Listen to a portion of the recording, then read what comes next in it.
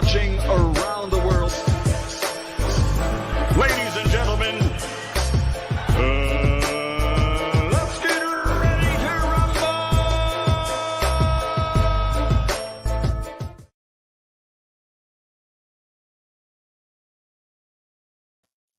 Yeah. What's up? The boy Coach Malachi Williams in the building. We back, man. 2 minutes today, USA Boxing. We are back, man. It is what it is today. Tenderoni Fridays, man. You know, let's give all the tenderonis, you know, a round of applause for all the tenderonis. Fissiano Fights is in the building. You know what I mean? Fissiano Fights is in the building. You know what I mean? Anytime I Green Eyes P, anytime I see a tenderoni, you know what I mean? You know, I always like to recognize the tenderonis. You know, we ain't like those other guys. They don't like to recognize the sisters. You know what I mean? They don't like to recognize the sisters, the tenderonis, the honey dips. Now, hold on. Now, all y'all, now listen. I came up with something else now. We also have the vintage tenderonis. What is a vintage tenderoni? Now, this is something for you. This is something for you. For you jitterbugs out there. A vintage tenderoni is someone who is 40 and up. Now, a tenderoni is a virtuous woman. It's not because if you're young, you know, you're a tenderoni. Because you got some young ones out there that's thoughts. And when I say tenderoni, I'm not talking about thoughts, right? You know, I'm not talking about thoughts. You know, if you got a lot of miles on your engine, you know what I mean? I ain't talking about people who got a lot of miles on their engine, and when you check their oil, you know what I mean? You check the oil, and you know the oil all dried up, and you got to put more oil in it. I ain't talking about that. I'm talking about the vintage tenderonis, the virtuous woman, you know, the one that the Proverbs talk about. If you are a virtuous woman, you know what I mean, 40 and up, you are a vintage tenderoni. And if you are a young sister that's virtuous, you know what I mean, you ain't caught up in this modern stuff that's going on today, then you are a tenderoni. But everybody ain't no tenderoni now. You got to know how to spot them when you see them. You feel me? True. I just want to let you know that. Just like everybody ain't no damn king and everybody ain't no queen. You know what I mean? Yeah, what's up, king? What's up, queen? Now, no, hold on. Now, you can't be just throwing that word around loosely. You know what I mean? It is what it is. Let's give everybody that round of applause. I don't want nobody to get it twisted. Man, coach around here calling everybody tenderonis and this and that. No. I want y'all to get it twisted now. Now, check this out. I didn't want to start this show off like this. Today is Tenderoni Fridays, so I am happy. You know, I always like Tenderoni Fridays now. You know what I mean? We have some straightening, not straightening, scrape. You got to say scrape. You know what I mean? We have some straightening, you know what I mean, that needs to be going on today. You know what I mean? I have a brother.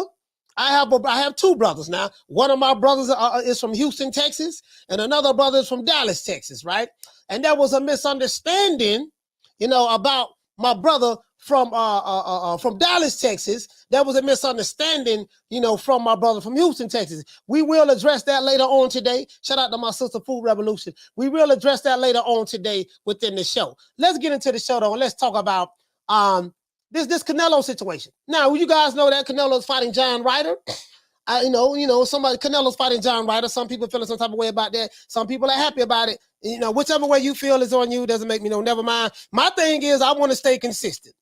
If guess what? If we're not going to get mad when certain fighters fight other fighters who some may deem as not being of par of the said fighter that they're fighting, then we can't. Then guess what? If we're not going to get mad about one, we can't get mad about none of them. And I say that respectfully. Can't get mad at none of them now. If one guy get a pass, everybody got to get a pass. That's how this works. If one guy get a pass, everybody got to get a pass. Simple as that. We can't get mad at no fighter. If you see another fighter, but this ball is taking the easy matches, fight another ball, and you ain't got no problem with that, then don't get mad when you see the other fighter that you don't like. But this ball is taking the easy matches, fight another ball, doing the same thing. That's all I'm saying. You know what I mean? Now, let's get into the show. Canelo's controversial move.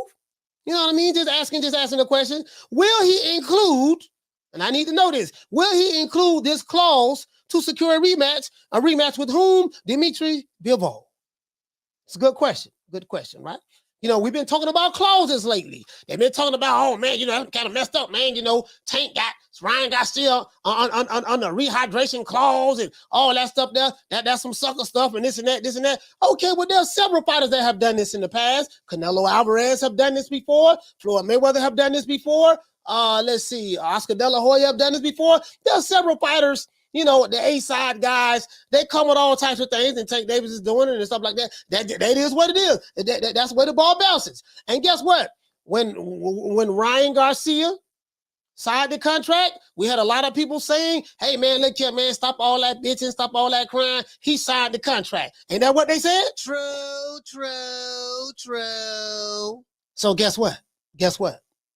We got to keep that same energy for everybody.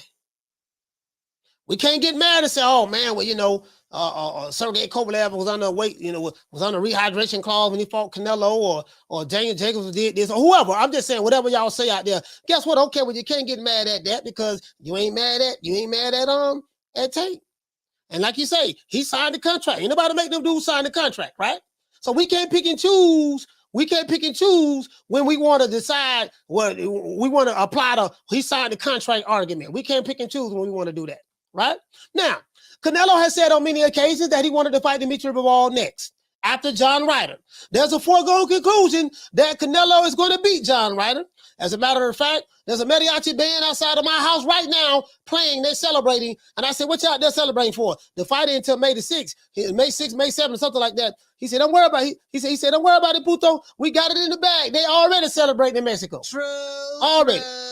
True. They celebrate in Mexico like they celebrating in Baltimore. Right now in Baltimore, there's a Mardi Gras parade, even though we do know Mardi Gras in Louisiana, but there's a Mardi Gras parade in Baltimore right now. They celebrating it, but in 8 more days, we have a fight. In 7 more days, we have the weigh-in of the fight of next weekend, and they celebrating right now in B-more. Right now, they chunking that choo-choo. You know, right now, they don't brought back Freak Neek. They don't brought back Freak Neek in Baltimore right now. That's what they having right now. They got the Mexican version of Freak Neek in Mexico right now. They just know that John Ryder. They say, boy, this boy don't stand a snowball chance in hell. True. I'm just saying. True. I'm just saying to me. You know what I mean? I have more confidence that Ryan Garcia will upset Tank Davis than I do of John Ryder beating Canelo Alvarez. I'm just being honest with you. For me, it's like, okay, it's a foregone. I ain't gonna lie. For me, it's a foregone conclusion. John Ryder getting put to sleep. For me, right? You know, but then it was a foregone conclusion with Tank and Ryan. But man, I'm starting to relook. I'm starting to rethink this Tank and Ryan thing, man. I'm like, boy, I don't know, boy. I don't know. Boy, I'm like, man, you know, because, you know, I got a lot going on in my mind as like this Ryan Garcia and Tank Davis fight. Now, I know Ron Boy Fresh gonna call. he said, hey, yo, he said, hey, Mo, check this out, man. Why you letting these Bammers trick bag you, and they're thinking that this Instagram model, Ryan Garcia, you know, have a chance, Mo? I'm telling you what it is, Mo. Like, you've been listening to too many of these Bammers online. You know, you. I'm like, Ron, I don't know now. Ron, I hear what you're saying now. I hear what you're saying in one breath, but in the other breath, Ron, I don't know, boy. That boy Ryan Garcia, boy, they say he got the fastest check left hook on this side of the Mississippi. That's what they say. You know what I mean? That he got the fastest check left hook on this side of the Mississippi. That's what they say, right? But let's get into the show. Now, Canelo Alvarez said on many occasions that he wanted to fight Dmitry Bivol next after the John Ryder fight. They celebrate in Mexico right now. But there's a twist to this scenario. Dmitry Bivol, check this out. Not Canelo, but Dmitry Bivol. Bivol said that he would like to fight Canelo he will only fight Canelo on one condition. And that's if he fight at 168 pounds for all of the belts. He like, look here, baby boy, I don't beat you at 175 already. I really don't want to fight you at 175 again. You don't stand a snowball chance in hell in beating me because I'm going to beat you worse this time than I did last time. So I ain't really motivated to fight you like that there. What I'm going to do is I'll come down to your weight to make it interesting. Come down to your weight the way you the undisputed champion at, and we can wallow right there. And guess what? and we'll go ahead and make it do what it do, you know, at 168. Because I don't want no excuses this time. I'm going to break it down what he meant by that. But this bomb is taking the easy matches. Fight another bomb. Since Canelo is the A side, many are wondering, would he be willing to fight Bivol under those terms? Because Canelo didn't say it, but, you know, if I'm Canelo, I'll jump on that. You know what I mean? If that's the guy you want to fight. Especially if Canelo were to lose, he would lose all of his belts. Think about that. Dmitry Bivol's manager, now he said this on Boxing News 24. Boxing News 24, right? I think that's the website. No, because I read the article, right? He said on Boxing News 24, and I also saw it on Michael Benson. Michael Benson said this as well on Twitter. Dmitry Bivol's manager, Vadim, we're just gonna call him Vadim because I don't know how to Kornilov. I don't know how to pronounce his last name. We're just gonna say Vad. Dmitry Bivol's manager, Vadim, said that he says that one of the terms that Bivol wanted to rematch with Canelo for in September, if that fight was to happen, that he wanted the fight to take place at 168. He said with all of the Mexican superstar, you know, and we do know that Canelo is the Mexican superstar and he is the undisputed champion at 168 pounds. So he like, listen, man, I know I'll come down to where you at. I want to fight you for your belts. That's what he said, right? You know what I mean? Now, Bivol's manager, Vadim, you know what I mean? He did, you know, he says that Dmitry Bivol is not motivated to fight Canelo. He just said, I ain't motivated, dog, to be honest with you. I'm not motivated to fight Canelo for a second time at 175 pounds. Why would you say that? He said because he felt he dominated him last May, winning 10 of the 12 rounds at the T-Mobile Arena. Now, some of the judges had Canelo almost winning that fight.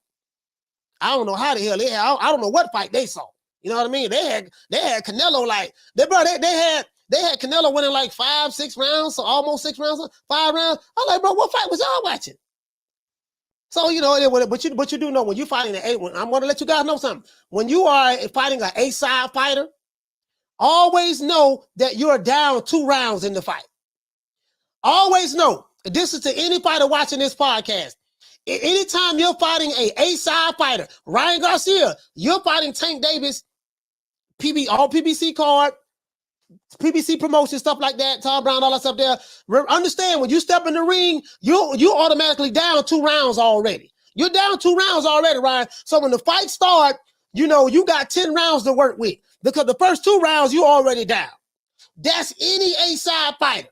I don't care who it is. When you're fighting Canelo, guess what? You're down 2 rounds already. When you fought Floyd Mayweather, when he became the A-side, you're down 2 rounds. Understand that. If you're fighting another fighter in another country, guess what? You down 2 rounds already. Yeah, you already down 2 rounds. You know, you 2 rounds in the hole, dog. So you got to understand that. You got to understand that. Now, Vadim said he ain't motivated, you know, to fight Canelo the second fight. He said now for the rematch, in order for the rematch to take place, you know, he don't want to fight him at 175, right? He said for the rematch to take place at 175 pounds would be pointless to him, according to Vadim, which is Dmitry Bivol's manager. He said because Bivol already proved that he is the better fighter than Canelo, and nothing would change if they rematch at the same weight. So what Bivol is doing, he's daring to be great. He said, you know what? I'm daring to be great.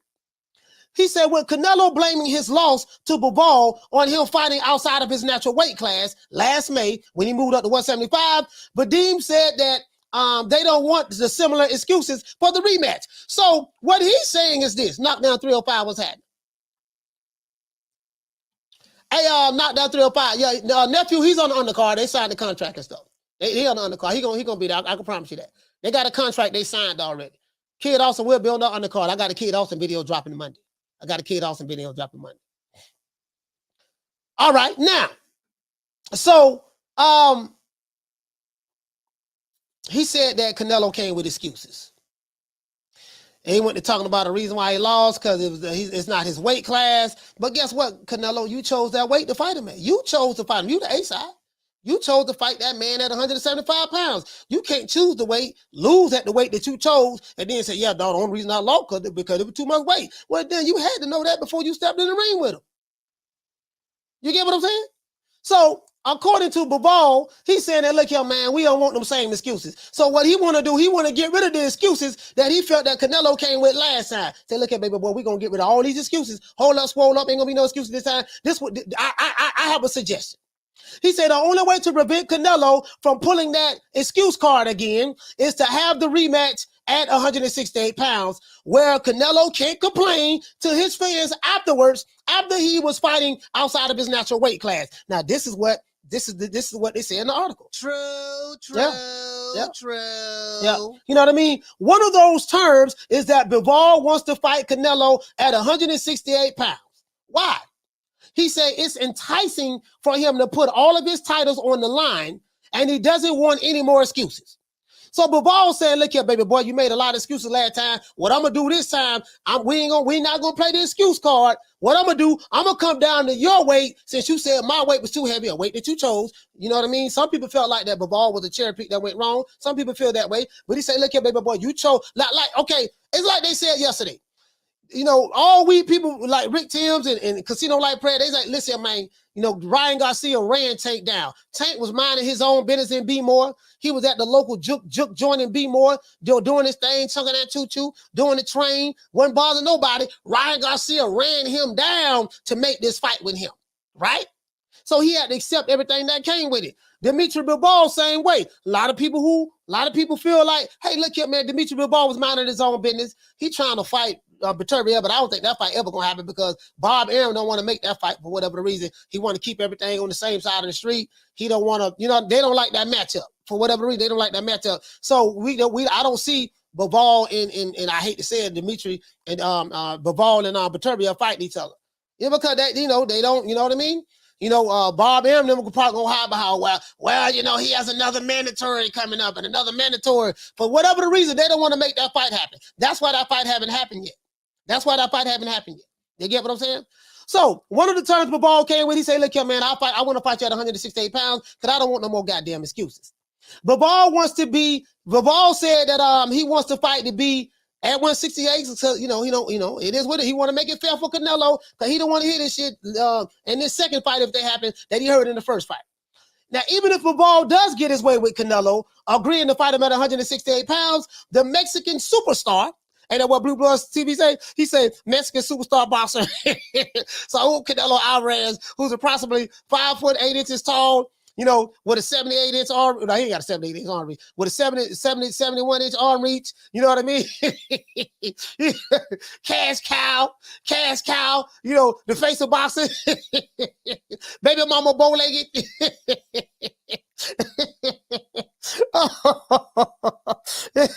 Oh man. Hey, shout out to Blue, man.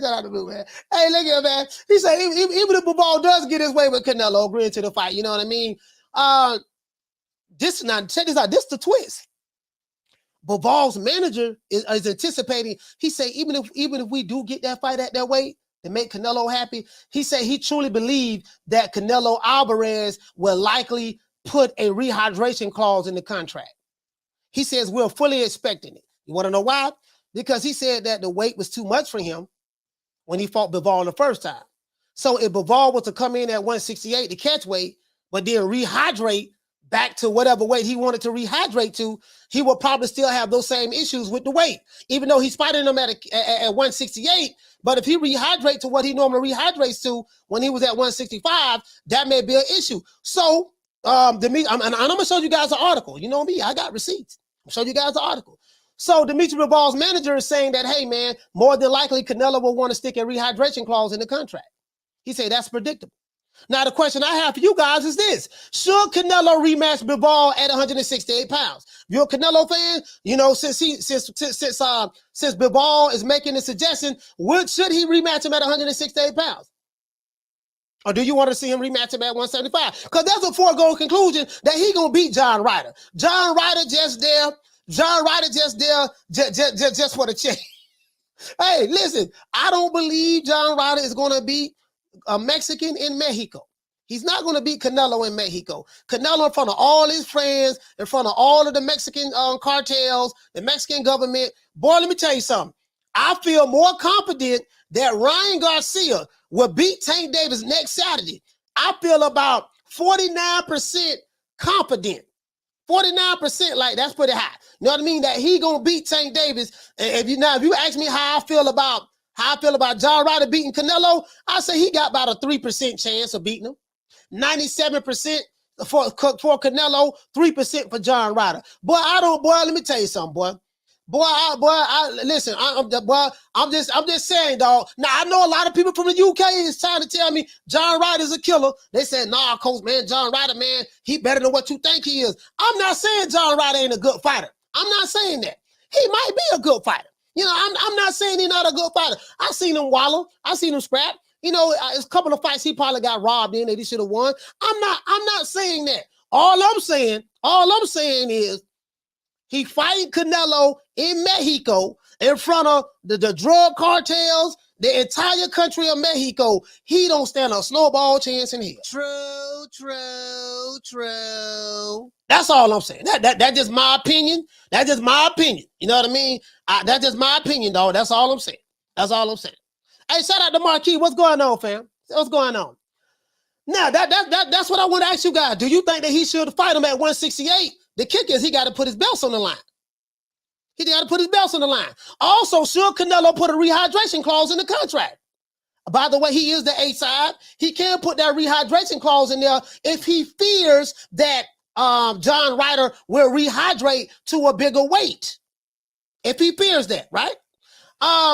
That's what I want to ask you guys. Do you know, I'm not a fan of rehydration clauses. If you ask for the ass whooping, just take it like a man. Don't be calling me out.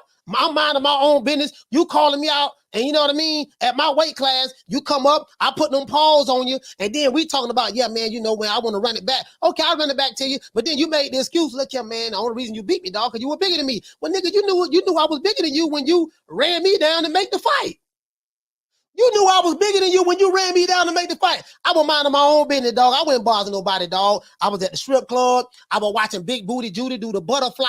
She was doing the butterfly so good. I had another waitress come over there, Bow-Legged Kim. Bow-Legged Kim brought me some drinks. You know what I mean? She brought me some drinks. So Bow-Legged Kim brought the drinks. Big Booty Judy doing the butterfly on stage. I'm making it rain. And then I see you stumbling along in the strip club, hollering about you want to fight me. Hey, you know, you daring to be great. Oh, you daring to be great, right? Okay, all right. Dmitry Bivol say, daring to be great, huh? All right. He must think this is sweet. True. Hey, Bivol.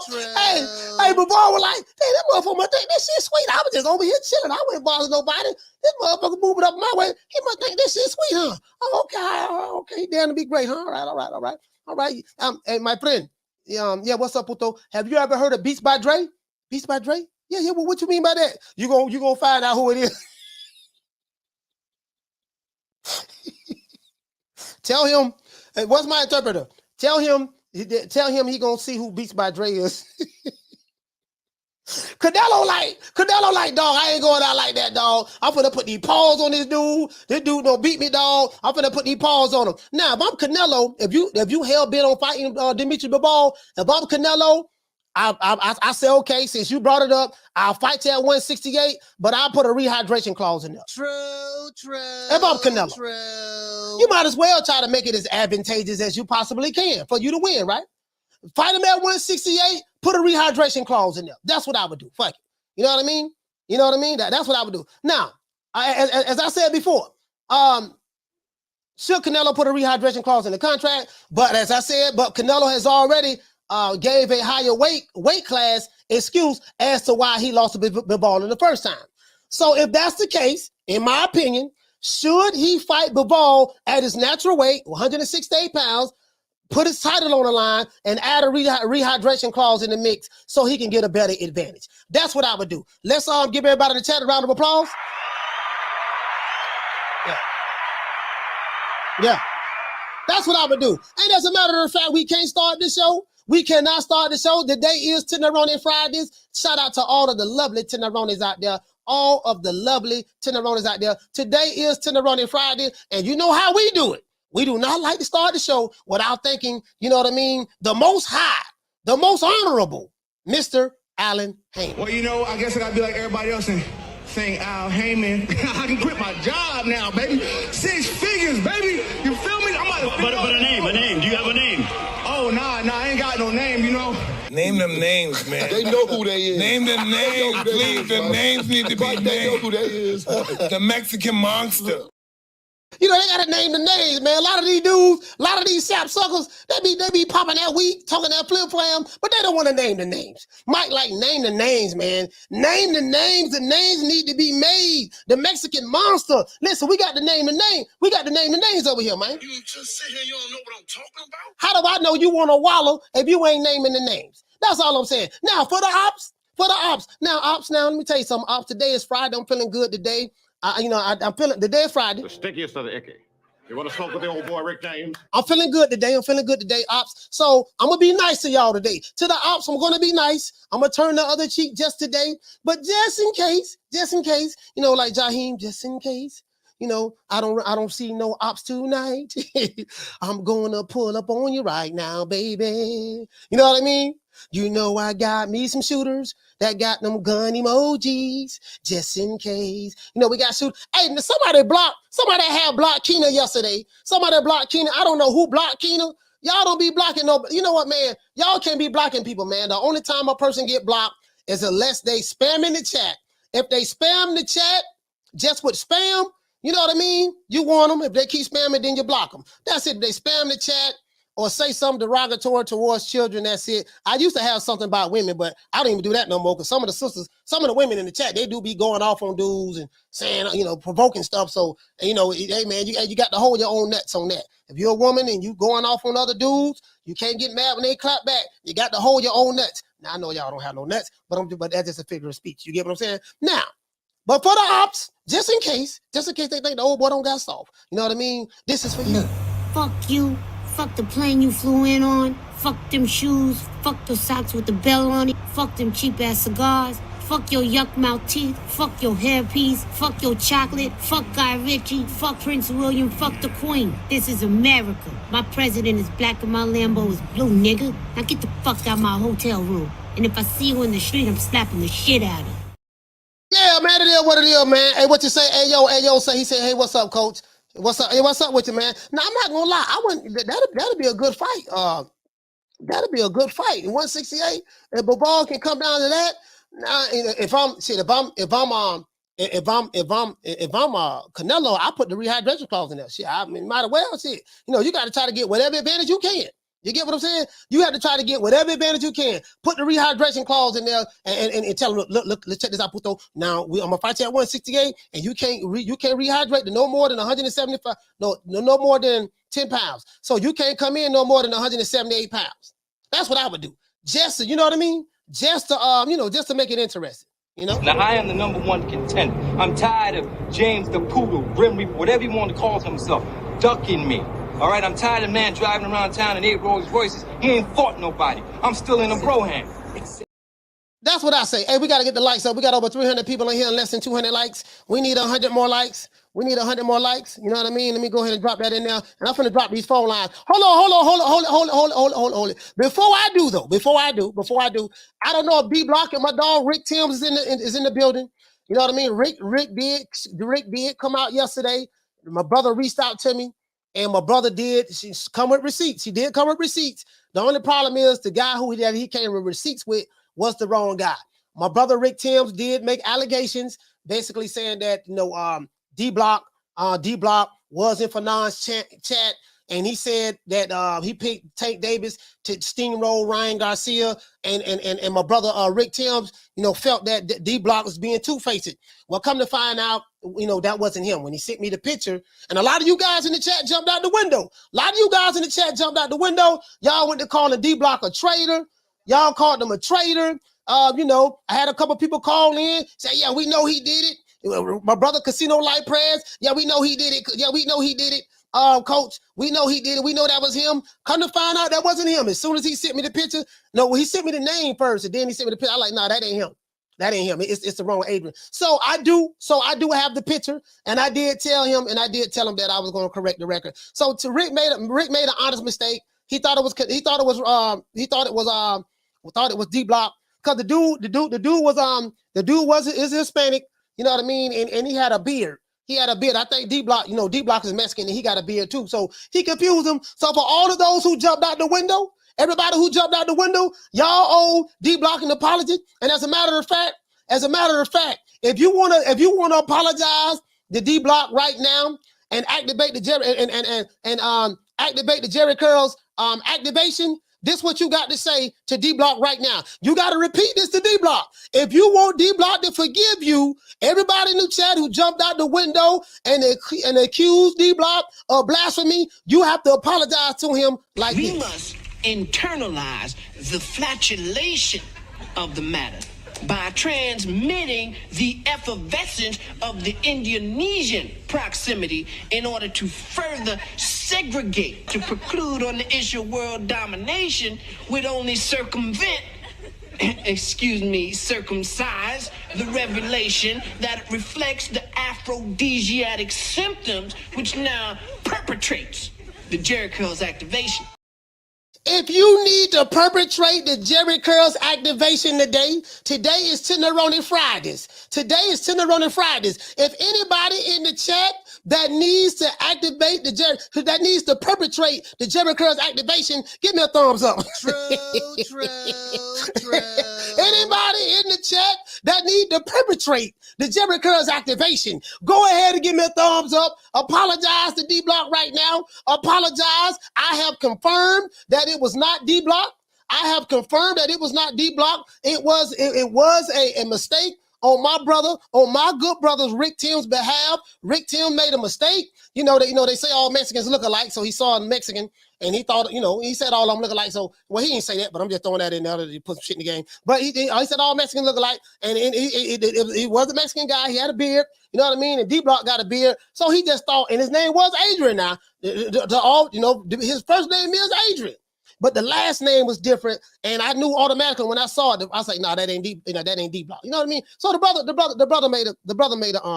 brother made an honest mistake. You get what I'm saying? The brother made an honest mistake. Phone lines open. 530-494-9636. And as a matter of fact, they say Jamal the Hitman Charlo. Shout out to G-Funky. G-Funky, what's happening, man? They say Jamal the Hitman Charlo will be back. He will be back. I move up in weight class, go up to 168, challenge this man for all the marbles. The Mexican monster, yeah. The Mexican. You keep throwing that up every time I remember the guy was everybody scared of that guy. You talking a lot of shit. That's all I want you to say now. Yeah, that's all I'm saying now. That's all. They got my dog in the mix because I refuse. Phone lines over, man. Let me go ahead and drop the phone line right here, man. 530-494-9636. I refuse to believe that D-Block, you know what I mean? Because I don't know nobody hate Tank Davis more than D-Block. So I just didn't want to believe that. I was like, man, I don't want to believe that, dog. I guess you know what I mean? But my brother made a mistake, that's all. Caller, what's your name? Where you calling from? Hold on. Let's see what's up. Hold on, guys. Thought I had the call on him. Caller, what's your name? Where you calling from? What up, coach? This is Rob from Cali. Rob from Cali, man, West Coast. Yeah. Talk to me, fam. Hey, coach. They say that OJ didn't kill his ex-wife, but we all know he did it. So I'm gonna go with that is D-Block, regardless what you say, coach. No, it ain't D-Block. It ain't D-Block. I can show you the picture, dog. It wasn't. I'm just trolling, coach. I'm just trolling. Listen, as far as Canelo with Bivol, man, I'll be honest with you, coach. I mean, I would like to see it regardless whether it's 168 or 175, but I'm kind of hoping that the Bivol and Canelo don't happen because I'd rather see Canelo versus Benavidez. I just think regardless, I think Bivol he beats Canelo, man, and I'm a Canelo fan. I just don't see how Canelo beats him, whether it's at 168 or 175. And if he has the rehydration clause, I wouldn't be too thrilled to watch that match if that happens. So I'm kind of hoping that it doesn't happen. I'm hoping that we get Canelo and Benavidez instead. But that's my call, coach, and peace out to you in the chat, and you guys have a good weekend, coach. Hey, shout out to Rob from Cali, man. Yeah, West Coast in this BIH, man. Hey, you know what? I ain't gonna lie, man. I'm kind of warming up to the idea. I'm like, you know what, shit, man, I'll fight you at 168. And I think that would intrigue me. I'm not gonna lie. Caller, what's your name? Where you calling from? Edgar from LA. Edgar from LA, talk to me, fam. How's it going, Coach? Listen, man, I just had a quick comment, man. So as it pertains to Canelo Alvarez, I got a question, man. What do you think would happen if Eddie Hearn came out publicly saying that if anybody wants to fight with him, they have to cross the street? Benavidez, Charlo, because he is the A side, right? Because as the A side, if they ask these guys to cross the street, I'm almost certain PBC ain't gonna let him cross the street. So, would you think that they would just shut up and stop calling him out, or what do you think would happen? And you know what? I'm gonna be honest with you. Hold on, what am I doing? I'm gonna be honest with you, fam. Sorry about that, guys. I thought I had my Invisalign on. Hold on. I got what he's Invisalign. I didn't get a chance to put my bottom one in. This what I think. What's the dude name? Lukowitz. I think his name Lukowitz, which is David Benavidez's promoter. He's already said that they will not allow David Benavidez to go to the zone to fight Canelo. He's already said that. As a matter of fact, I have the actual article. It was an interview he did, and he said he wouldn't do that. So that tells you right there. You can't say, if you've been Benavidez, you can't say that I'm serious about fighting Canelo when your handlers are saying that, no, we ain't gonna let him go over there. So Benavidez, he was pump faking, knowing that he ain't gonna go try to fight Canelo anyways. If that was to present itself, he like, no, we ain't gotta go nowhere, because they're saying that Canelo is a free agent. Okay, well, Canelo will be a free agent after this fight, but don't nobody know what Canelo is going to do after this fight. Nobody know that. And if he wants to fight Dmitry Bivol next, that's going to happen on the zone side of the street. You get what I'm saying? So you know, when you have a promoter, Lukowitz or whatever his name, saying that, hey man, Lukowitz saying that, hey man, we ain't willing to do that, then that kills your argument. I don't want to hear no more about Canelo ducking the Mexican monster and all that stuff there. When the monster is his people saying we ain't gonna let him go to the zone in order to make that fight. Because when it's a PBC fighter, everybody got to go through hell and high water just to come to the PBC. They want you to leave your manager, leave your promoter, leave your baby mama, leave your wife, leave your kids, leave your church, leave your mosque, leave your synagogue. You got to leave and do everything just to get a fight at the PBC. Whatever they tell you to do, that's what you got to do. But when the shoe is on the other foot, when someone that's across the street is the A side and you want to fight him, you're not willing to concede to do the same things that you want other people to do in order to fight your fighters on your platform. And I just think that that's just not fair. True. So I think what will happen is if Canelo publicly states that anybody who wants to fight him will have to go to the zone, I think we're gonna stop hearing Benavidez, Andre, Charlo even call him out, because I think at this point Showtime is asking these fighters to call him out because they want Canelo Alvarez money to save the network, in my opinion. Yeah, you know what I mean? And this is the benefits of being the cash cow. So my thing is, if you really want that fight, dog, you gotta do what it takes in order to get that fight. You know what I mean? That's it. Sadly, coach, I mean, you know, they did it to Wilder already, man. I mean, he had $120 million from the zone and turned it down because of these fucking idiots. I mean, you talking about Wilder? Yeah, man, same thing. I mean, what I'm saying is these guys were not allowed to cross the street, and it cost Wilder $120 million. I mean, but that's not here nor there, like you say. So yeah. Hey, Coach, man, good talking to you, man. Shout out to Edgar from LA, man, West Coast. Yeah.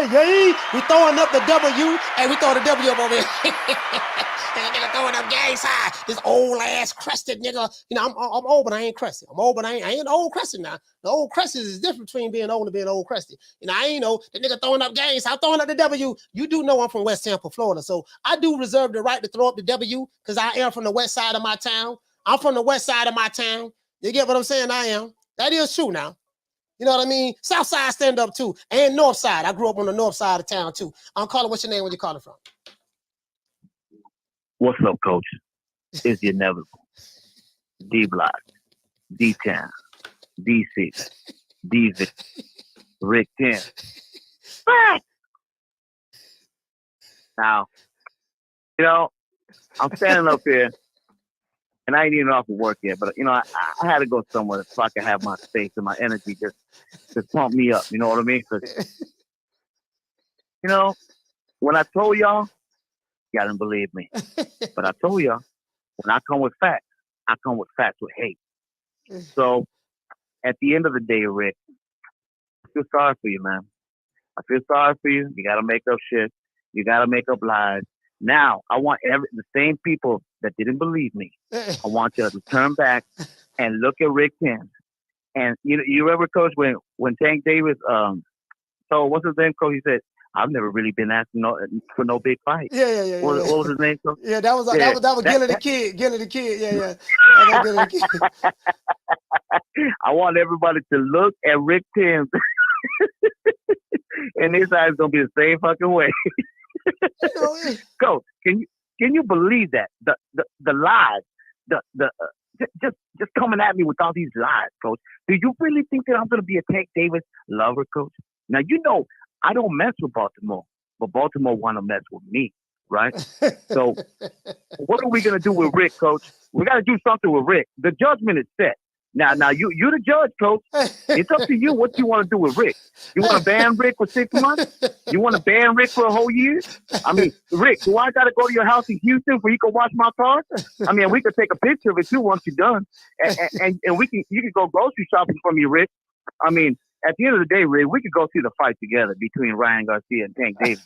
But at the end of the day, we're gonna go to your house.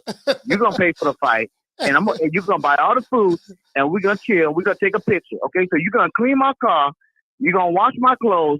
I mean, shit, you're going to have to do some shit, Rick, because you lost all credibility in the community. Am I right or am I wrong, Coach? You the judge, Coach. What you got to say about that? Hey, listen, I'm gonna plead the fifth on this. I'm gonna plead the fifth on this because I'm all right with you and Rick. So I'm gonna plead the fifth. You know what I mean? I don't want to, I don't want to throw nobody under the bus. You know what I mean? I don't want to throw nobody under the bus. So I'm gonna plead the fifth on this. You get what I'm saying? Would you like to see the picture of the guy that you know? Would you like? I'm just asking. Would you like to see the picture? Show them, Coach.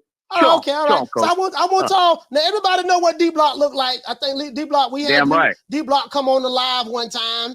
You know what I mean? So everybody know what D Block look like. So I want y'all to see this picture. Now Rick made an honest mistake. It kind of, he kind of, you know what I mean? Man, Rick don't make no. Man, come on, man. Was Rick wearing his glasses or what? No, Rick probably took off his glasses. Rick made an honest mistake. He probably thought, how they say all black people look alike. They thought, they said the same thing. He said that all Mexicans look alike. So he thought maybe it was you. You know what I mean? So okay, that's cool. That's cool. All right, so let me go ahead and again, I don't want to throw nobody under the bus. I just want to, I don't want to do that. I don't want to do that. But D Block, I'm gonna show it to you. I'm gonna show it to you now. I'm gonna show it to you. Okay. Hold on. As a matter of fact, wait. Let me go ahead and share my screen, D Block. I want you to get me. Hold on, no. I as a matter of fact, I have two to show you. My people. I have two to show you right there. Again, once again. Oh man, what happened? Look at that. Hold on, you don't see it yet. There, okay, my bad. Hold on. Okay. Hold on. Let me go ahead and y'all. Do your guys want to see it? I'm finna share the screen right now. Now this what my good brother Rick sent me. My good brother sent me this. Rick. Now as a matter of fact, let me blow this up because I know you guys can't see this. All right, now as you can see, this is Fag 9. And if you go right here, guys, there's somebody by the name of Adrian Molina. You know what I mean? Now Adrian Molina is, so now I know what you're saying. Okay, Coach, well, that could be D Block. The picture look kind of fuzzy. D Block does have a beard, you know what I mean? And his name Molina, Adrian. You spell your first name different, right?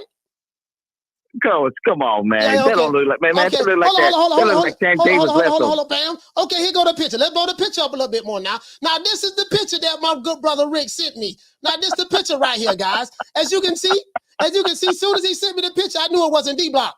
But but he had a beard. I don't know if he don't really look Mexican. He look more like what he look on Dominican or Coach, he look like Hector Garcia. Yeah, he look more Dominican than Mexican. You get what I'm saying?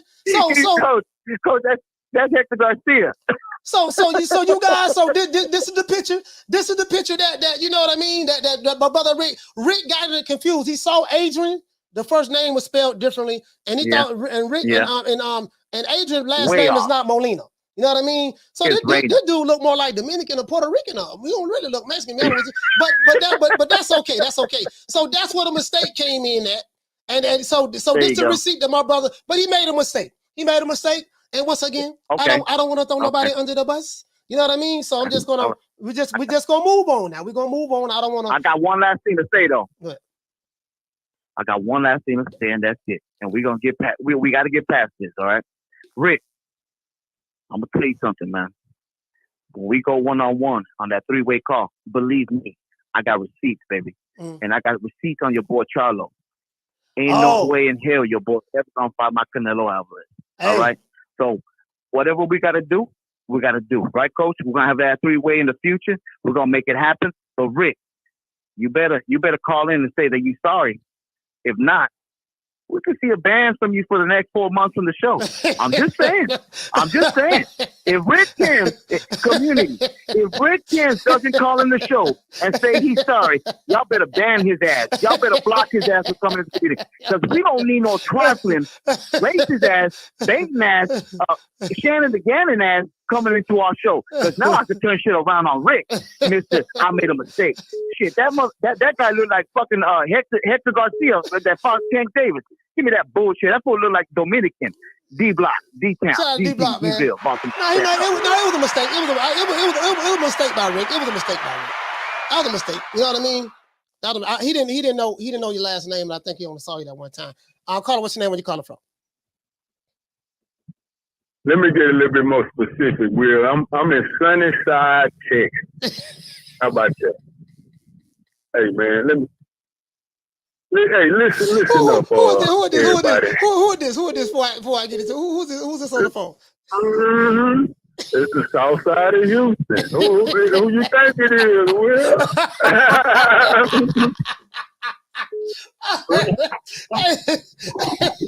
Hey, man, check it out. Hey. Let me fire this blunt up for what I have to say. Look. Yes, sir. Hey, man, I'm so at ease and I'm so unbothered right now. You know, a mistake is one thing. A purposely known lie or slander is another. You know, look, I never knew what She-Block looked like. Okay? I based my decision on mannerisms alone. From seeing this dude and the way he typed and this his whole energy, and it was so similar and damn near identical to She-Block. Very girly, you know, feminine, you know, emotional, just flip-floppy. So when I sent you that picture and stuff yesterday, yeah, I had the last name wrong, blah, blah, blah. You know, I apologized twice in the chat already. That's how that story goes. But look, Will, yesterday when everybody was saying, hey, She-Block, call back in, defend yourself. What strengthened my allegations and my suspicions, Will, when he called back, he didn't immediately defend himself. He started talking around. He started talking about other stuff. Remember? Listen.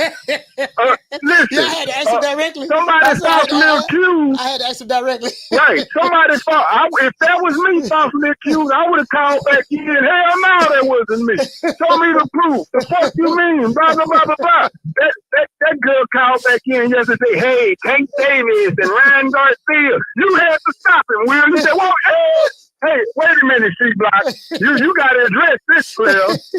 So his energy seemed a little guilty, even more. So, you know, it was an honest mistake. But, you know, hey, dog, Jamal, Canelo, this dude couldn't handle me physically nor verbally. Hey. So, dude, we can make whatever happen, She-Block. Miss Sweetie? Sweetie Pie? Okay? Hablo español también, okay? Chica? Hermana? Niña? What are you doing? God damn it. Let me go, dog. Hey, I'm a holler. Hey, what are you doing that, man? Hey, you know what? Hey, you know what, man? You know what? I'm telling you, man. Hold on, man. Man, we gotta get this show off on the right foot. We have to get this show off on the right foot. Shut that soft ass shit up. And the best man Shut to win. That's some soft ass shit. Shut that soft ass shit up. All that soft talking. I know you can do it, man. You got to. Man, shut that soft ass shit up. And since today is Tenderoni Fridays, I don't want a lot of testosterone or hostility today. I wanna do this for the lovers that's out there.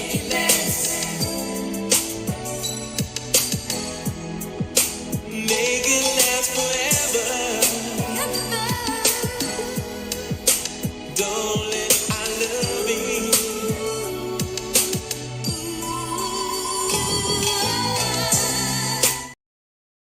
Caller, what's the name? Where you calling from? Coach, you Casino like prayers, man. What the hell going on, man? Hey, Casino, talk to you, fam. Man, Coach, man, I was in the bank, trying to do shit. I done missed most of the show, and I come in and I hear Rick on the phone going in, man. What's going on, man? Catch me up, man. Hey, no, man. You know, he just we know Rick. Yesterday, D-Block was accused of committing crimes that were against the commandments. He was accused of committing crimes. He was accused of being a double agent, going on somebody's page and tweeting and chatting, typing one thing, and and coming over here saying something else.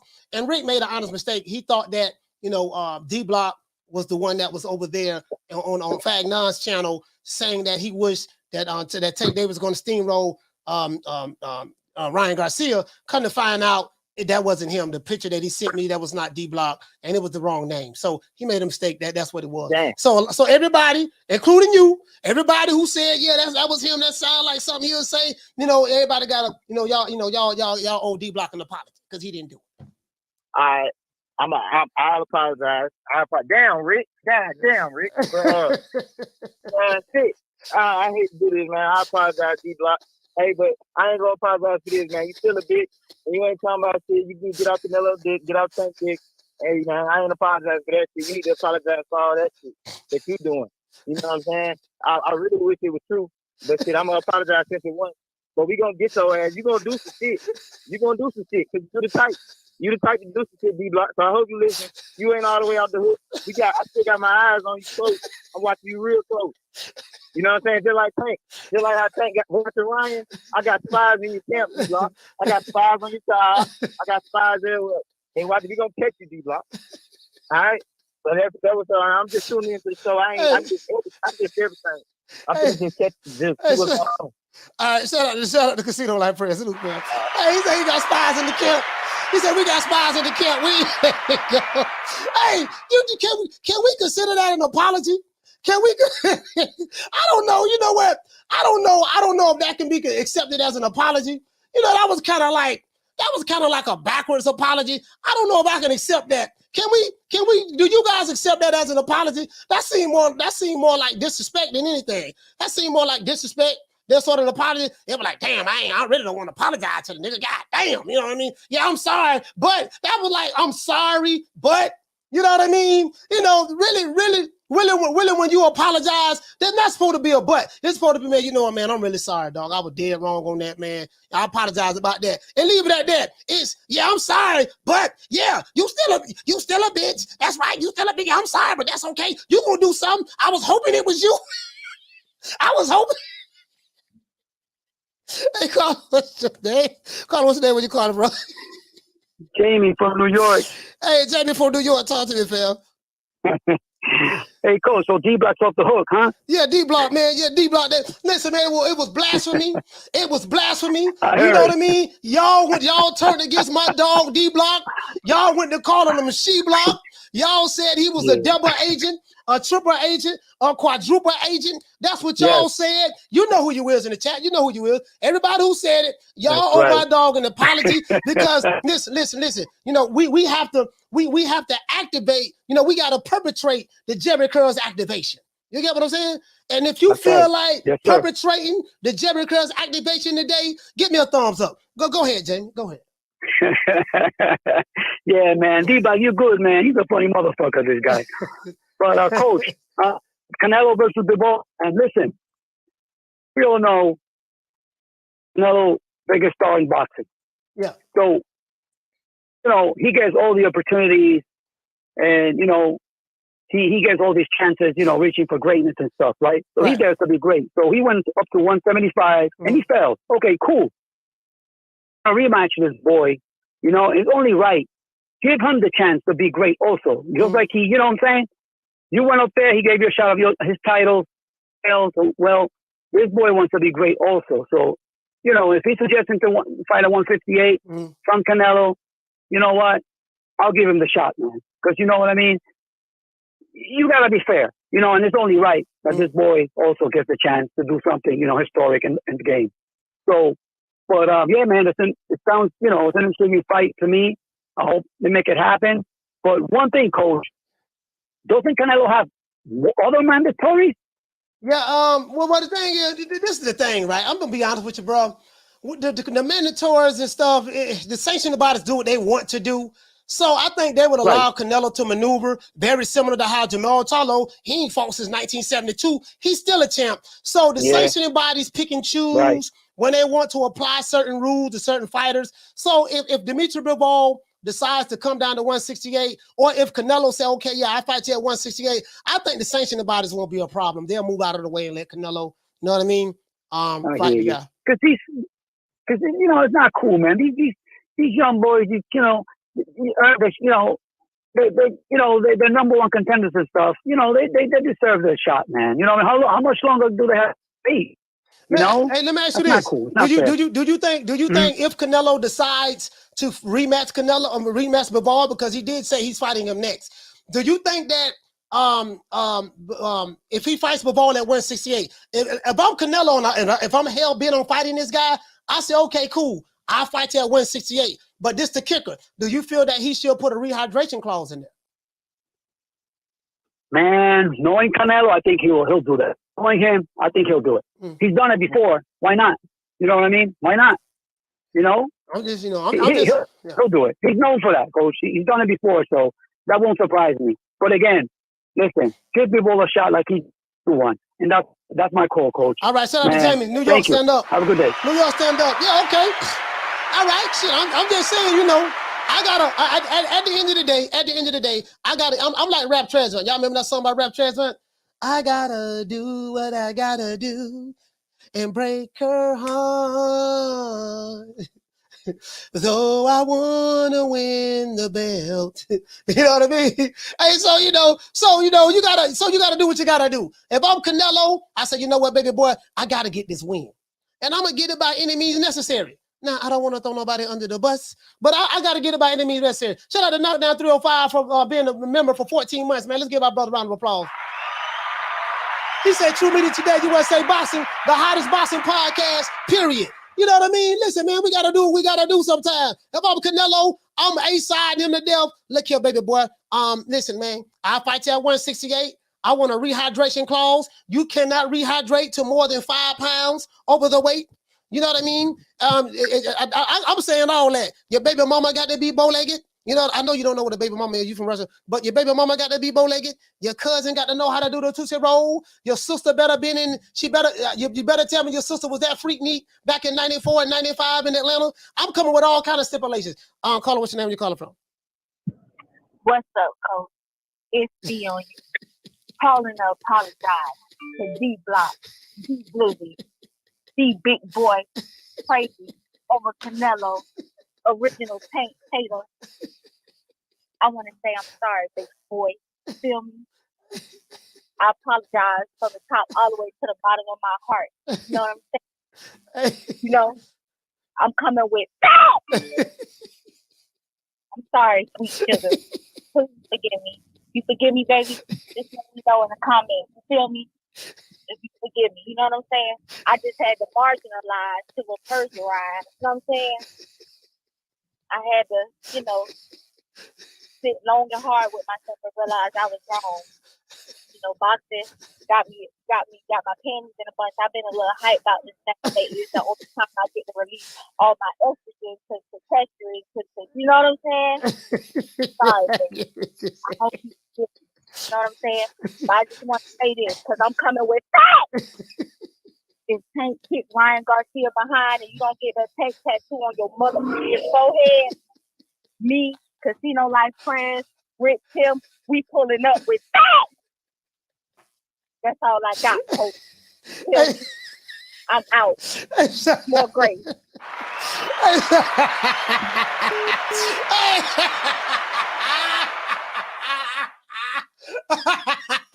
Hey, y'all, hey, boy, y'all got these. Hey, you know what, man? Well, you know what? Why y'all coming with these half-hearted? Why y'all coming with these half-hearted apologies to my dog D-Block? You know what, man? I'm gonna say a special prayer for everybody who giving D-Block half-hearted apologies. And I want you to hold on to God's unchanging hand, because he helped Joshua fight the battle of Jericho. Yes. He helped Daniel get out the lion's den. He helped Gilligan get off the island. Lord. Yeah, I'm just saying, man, like anybody who coming with these half-hearted apologies to D-Block, you know what I mean? You know, see, that's what I feel. See, well, this is what I feel.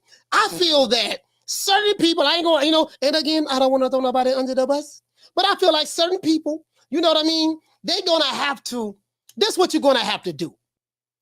You're going to have to ovulate the situation when it comes to breaking down certain molecules within the sphere of the atom. When you take an atom and break it down to the least common denominator, and you look at the circumference of the atom, and you break it down to multiple, pieces, and then within those pieces, there is a diameter that's within inside of the atom. You're going to have to look deep within in order to resurrect the sympathies that is going to take from the purities of the heart in order to perpetrate the Jericho activation. And I think that's what you guys ain't been doing, man. Y'all got too much, toughness and bitterness in your heart. Caller, what's your name when you calling from? Hey, this is Swat Jones before work. Hey, Swat Jones, talk to me, fam. Oh, man. I was hoping you didn't pick up the phone, actually, because I second thought about it, because I was going to, but I'm going to apologize to D-Block, because I know I was roasting his ass in that chat. I wanted to be in so bad. Oh, I wanted that to be D-Block bad, man. But it wasn't so, man. I'm going to apologize to the man for that, man. But I'm watching his ass. So I wanted it to be him. All right, now. Hey, shout out to Swat Jones, man. Hey, boy, y'all, hey, what's all this hate? All this hate for D-Block. Oh, I want it. Listen, it's not the fact that y'all was wrong. Y'all say y'all mad that it wasn't him. That's the thing that get me. Y'all ain't the fact that y'all was wrong about D-Block being a double agent, but you upset that he wasn't a double agent. That's the thing. Like, is the hate for D-Block that strong? Is the hate for D-Block that strong that you wanted? God damn, it wasn't him. Lord, why it wasn't D-Block? Oh, I wanted it to be D-Block so bad. I wanted it to be D-Block so bad. Damn, that wasn't him, dog. God damn. Shit. I mean, this don't make no goddamn sense. You sure it wasn't him, Coach? Hey, show us that picture again. You sure? Not if you sure. You sure that wasn't him? It do kind of look like him a little bit. I mean, like if you close your right eye and look through the left eye, and you gotta turn at a 45-degree angle, it's a possibility that dude kind of look like him when you look at it from that perspective. Who you think he is? DJ Quick? No, huh? No, I ain't saying Kid that. Capri? I didn't say Huh? Oh, you must be Jimmy Walker. Well, you ain't nothing. You don't deserve nothing. You don't get nothing. You get what I give you. I got a contract between me and you that say you do what I tell you to do. Therefore, shut up. Don't say nothing. Don't speak to me. Don't look at me. I just want money. I just said. Blue, if I raise up, gonna be trouble. I'm walking off. I'm just saying, like, God, that motherfucker upset. Like, God damn, boy, this is the one time I didn't want to be wrong about this, boy. Damn, that's that nigga, man. Shit. Fuck, I gotta apologize to D-Block. Damn, why I gotta apologize? You know what I mean? So I don't know. We should accept y'all apologies. This ain't no damn apologies, bro. Like, I want you to apologize. Listen, anybody who got my dog D-Block, got his timing mixed up, I want you to apologize like you cheated on your girl, like you got caught cheating on your girl. I want you to apologize. This is the kind of apology that I want. I want you to apologize like You got caught cheating on your girl with a side piece who got some good cootie cat, and your girl fixing to leave you, and you know that's where your heart is at. Because, you know, men will mess around, but there's always that one woman that got your heart. You ain't gonna leave your household for this woman over here, but you just enjoy. You get what I'm saying? And vice versa, women do the same thing. So I want you to apologize like like your baby mama, your fiance, your wife, it caught you cheating. She fixing to leave you, and you begging, pleading, doing everything in your power to make sure she don't leave. I need one of those type of apologies. I mean, like a tear-jerking apology. I want to know if you really mean what you said. You know what I mean? True. I just ain't getting that. I ain't get that from y'all. I ain't get that from y'all. Hey, this is what I'm getting from y'all.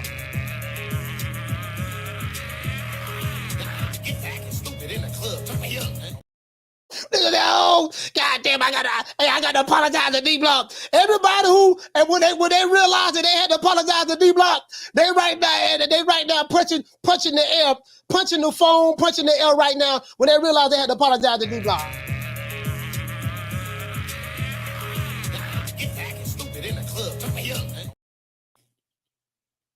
Hey man, listen man.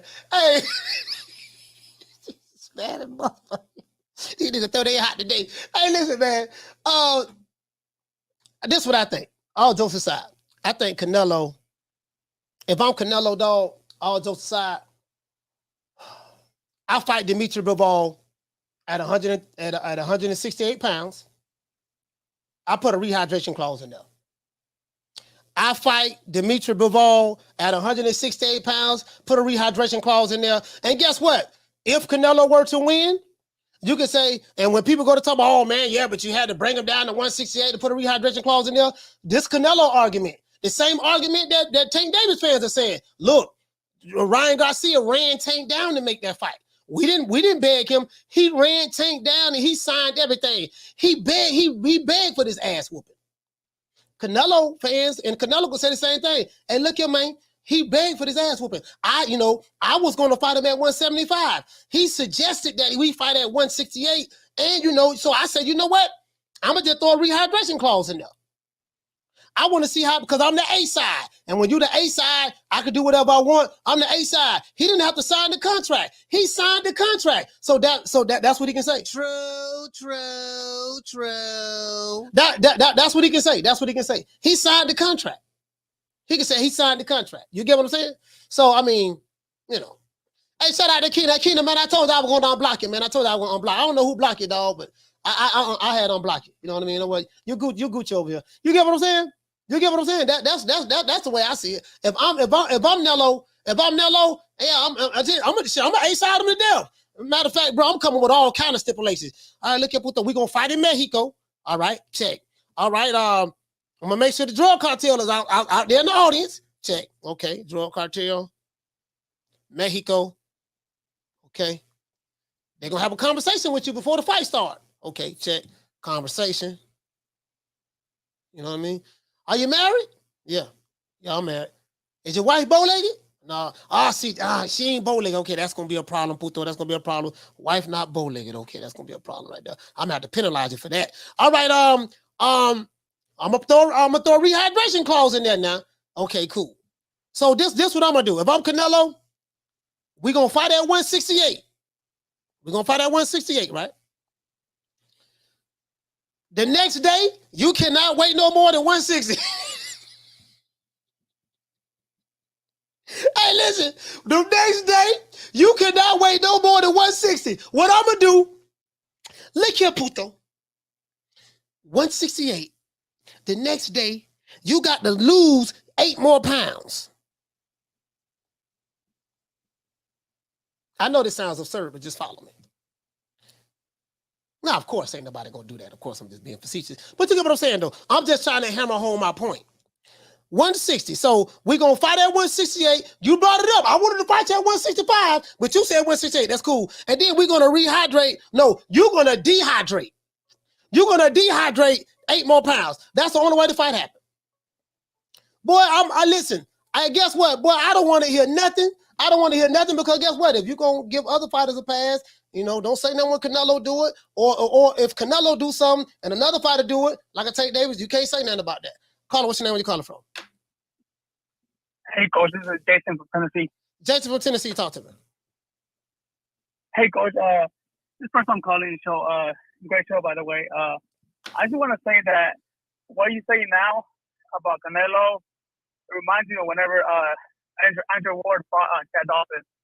Chad Dawson was at light heavyweight. He called out Andrew Ward, so that's why Chad Dawson had to go down to fight him at 68. Yeah. And then a lot of people was critiquing Andrew Ward for that, but it was Chad Dawson that called him out and wanted to go down and wait to fight him.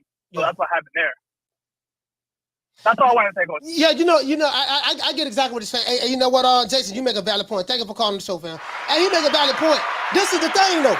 Hey, Jamie, check this out. This is the thing. The guy who calls you out, again, it's the same argument with Ryan Garcia. They say Ryan Garcia chased Tank Davis down. Tank was minding his own business, right? They say he chased Tank Davis down and he begged for that fight. So since he chased Tank down and begged for that fight, Canelo can say, now this is different. Canelo was chasing Dmitry Bivol and he want that fight. Bam. That's the only twist in that, right? Because Dmitry Bivol, I just read you, as a matter of fact, this is where the article is at. Let me show you guys the article. Because I didn't show you the article because I don't want nobody thinking I'm capping. I don't want nobody thinking I'm capping. Let me show you the article. This is the article right here. This is the article right here. Right here, this is the article.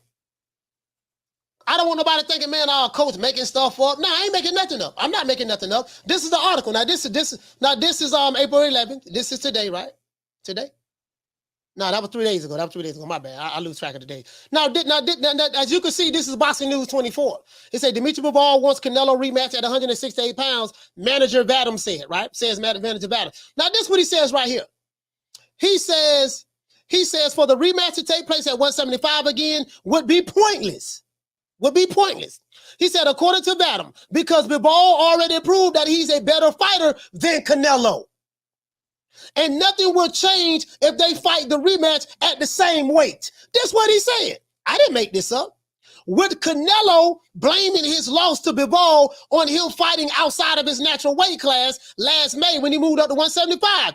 He said, Vadim says they don't want the similar excuse for the rematch. So they're saying that Canelo making excuses for why he got his ass whooped at 175. He making excuses. So they saying, you know what, this is what we gonna do, baby boy. To prevent the excuses, what we gonna do is we willing to compromise and say, you know what, no, don't worry about that. I even cut weight down 8 more pounds. No, what is that? 7 more pounds and come down to 168. True. He said the only way to prevent Canelo from pulling the excuse card again is to have the rematch occur at 168 pounds where he cannot complain to his fans afterwards that he was fighting outside of his natural weight class. That's what he said. So I didn't make this up. That's what he said. You get what I'm saying? And also, check this out. He said we wanted to fight, but they did not want to accept the terms. Canelo could say we wanted to fight, but they did not want to accept the terms. Bivol already beat him, so he's not really motivated to fight Canelo. So they have to meet certain terms that we're asking for this time. This is what he said. He said one of those terms is Bivol wants to fight Canelo for 168. It's enticing for him to put all of his belts on the line. And he doesn't want any more excuses. This is what Bivol and his team is saying. Bivol wants it to be a fight where there is no more excuses. This is what his manager said, right? He said even if Bivol does get his way with Canelo agreeing to fight him at 168, he said he believes that the Mexican superstar boxer, that's what Blue say, but the Mexican superstar boxer, Canelo Alvarez will likely stick a rehydration clause in the contract. This is where I got this from. Rick. One thing about me, I come with the receipts now. That's what he say right here. He say they believe that they will come with a rehydration clause. So if I'm Canelo and he say that's predictable, we predict that that's what he'll do. So if I'm listen, hey Rick, if I'm Big Nello, I say, you know what, Puto? Guess what? Now Canelo, he gave you a way out. Dmitry Bivol gave you a way out. You know what I do? Hey Rick, check this out. You know what I do? Canelo gave him, Bivol gave him a way out. I'm gonna call your bluff on that. Very similar to what Tank did to Ryan Garcia. I'm gonna call your bluff on that. What are the stipulations? Okay, we're gonna fight at 168. Check. You said we're gonna throw a rehydration clause in there. Check. Okay. Shit. All right. We're gonna do something different this fight. What we're gonna do different? We're gonna throw a dehydration clause in there. Dehydration, what's that? I never heard of that before. Yeah, this is gonna be the first time in history. You gotta come in weighing in at 168. Check. But we're gonna have a next day weigh-in on not for me, but for you. Not for me, but for you. Only you. You gotta come in at 160 the day of the fight. So we're gonna weigh you in the next morning, and we gotta come in 160 the day of the fight. That's absurd. I said, okay, cool. That's absurd. That ain't gonna work. Okay, but guess what? We're gonna have a rehydration clause. We're gonna say you can't weigh no more than 178 the next fight. So normally when you fight, you normally fight at 175. You cut your weight down to 175, and then when you come in fight night, you normally weigh like 190 the day of the fight. What we're gonna do, we're gonna make sure you don't do that. We're gonna make sure that, hey, since you normally fight at 175, we're gonna make sure that you don't fight no more than at the 178. If I'm Canelo, he gave you your way out, Canelo. I A-side him to death. And then guess what you do? You hide behind the A-side. I'm the A-side. I'm the cash cow. I'm the face of boxing. You know, I do what I want to do. I didn't ask him to sign the contract. I didn't make him sign the contract. He signed it. I don't want to hear no crime. True. That's the same thing. That's the same thing Tank Davis fans saying, right? Ain't that the same thing? Isn't that the same thing Tank Davis fans saying? Man, we don't want to hear no crime from crying Ryan Garcia. Y'all talking about he don't dehydrated the man, all that stuff there. Well, Dmitry Bivol offered to fight at 168. You get what I'm saying? I'm just saying. I'm just saying, B, that's what I would do. That's what I would do. What it say? He said Canelo was the face of boxing. He said, don't hate the player, hate the game. That's all I'm saying. That's all I'm saying. Raul, that's what I do. That's what I do. He gave you the way out. That's it. That's it. Because Canelo gonna need every advantage he can to beat this guy. Right? I'll call it. What's your name? Where you calling from? Yo, what up, coach? This is the boxing scientist from Cali. The boxing scientist, talk to me. Hey, coach, I gotta say, I like the way you negotiate, man. Hey. Like Canelo should just flex his A-side status like that, man. And why not, right? Like you said, Tank fans are giving him a pass. They can't complain if Canelo flexes like that. I mean, he's the A-side to the A-side. Mm-hmm. He's the A-side of all A-sides. So why not flex that A-side status, Nah, but for real though, like I'd rather see him against Benavidez because I'm just so sick of these bullshit stories about the Mexican monster, catching bullets with his teeth, man. I want to just shut up all his fans, and then he could flex on Bivol, Yeah, all right, coach, that's all I got. All right, shout out to the boxing science, salute fam. Yeah, I don't think that fight happened with Benavidez, dog. Hey, listen, the boxing scientist. I don't think that fight happened with Benavidez because I just saw an article. As a matter of fact, let me pull it up. I think I have it on my Twitter account. I am sick of hearing these bullshit Superman stories about the Wassa legendary Bruce Leroy catching bullets with his teeth. Catches bullets with his teeth. Nigga, please. Yeah, I don't think that I'm just saying, like, bro, if you give me a way out like that, I'm taking full advantage of it. And then Canelo can always say, look here, man, that's what he suggested. So, I feel that, I'm going to give him what he wants. Bro, again, because the reason why you put clauses in the contract is because you want an advantage. That's what it's for, right? Carla, what's your name? Where you calling from? Cause what's going on? It's Casino Life Fred. Casino, talk to me, fam. I had a question about the article you read. It said Bivol said that Canelo was making excuses about him being too big and stuff. Yeah. Canelo said that? When did Canelo say that? When he lost the fight, I think Canelo said something of the sort. I know he had he didn't say that. He didn't say he was injured. I don't think he said he was injured. But he said he felt like he won the fight. I remember him saying that. He didn't agree with his scoring cards. And according to, I really got to find that article because this is what they're saying that he said. So there were excuses that Canelo allegedly had made for the reason why he lost to Dmitry Bivol. So that information is out there. But I think he said something about his wrist and his hand or his wrist or something as well. So. Oh, okay. Well, I never heard him say nothing though, because I be looking for that type of shit. I be looking for excuses, especially from Canelo, because that's my guy. So if he made excuses, bro, that's fucked up. I don't like fighters making excuses and shit. But basically on that rehydration call, I see what you're saying. Like Canelo could flex his A side shit, but I don't feel like. I mean, even though he's the A side, because I don't even agree with niggas being the A side after they lost to the niggas. Like you lost to him. I feel like you lost the A side. You know what I'm saying? And then like the fact that Bivol, bro, he was minding his business, bro. Like it's I mean, Canelo wanted to fight Bivol. He thought it was gonna be I don't know if he thought it was gonna be easy, but he thought he was gonna win and he was gonna keep moving. Like Bivol really don't even gotta fight him. You know what I'm saying? Like he don't even gotta fight him. So like a hydration clause, like I don't feel like he should do that shit. I mean, he can do it because I mean he Canelo, but I don't feel like he should do that shit. I feel like if he tried to do that shit, I feel like what you said, like he gave Canelo an out. He should never even said no shit about. I know he probably gonna do it. He should never even said that because if I was Bivol, I wouldn't even. I'd be like, bro, I'm not fighting you unless it's my way. Like I would stick to my guns if I was Bivol. I wouldn't conform to nothing that Canelo got going on. Like, yeah, I go to 168, but shit, ain't no extra rules. Like, you should have left me alone in the first place. And then every time Canelo have an interview, when they ask him like what he want to do and shit, everybody already knows he want him to fight David Benavidez.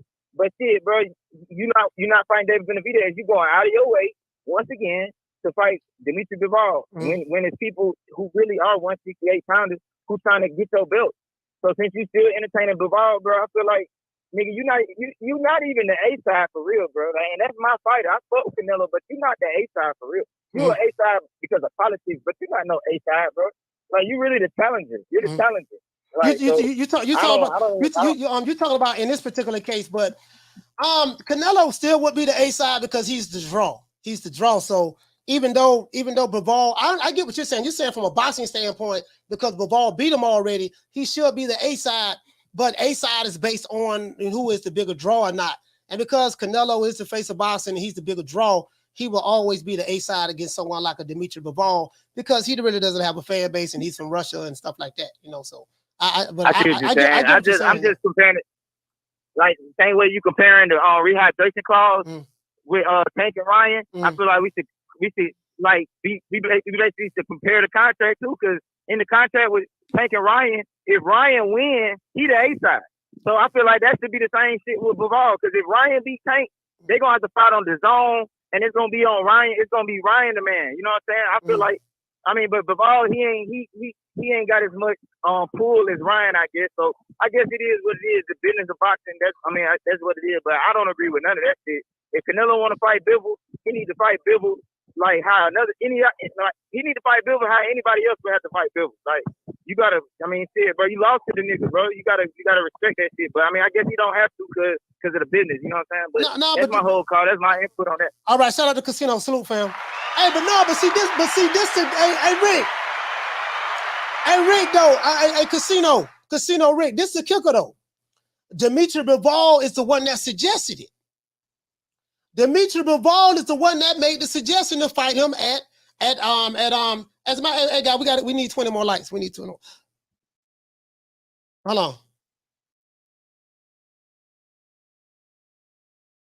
Hey, as a matter of fact, man, look here, man.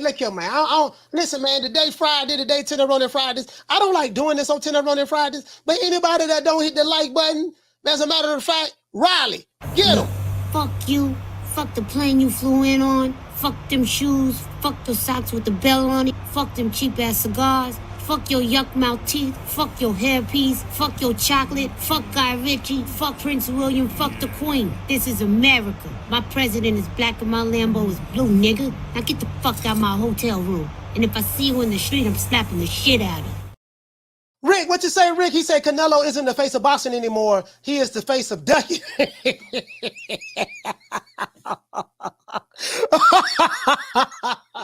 Oh, Rick.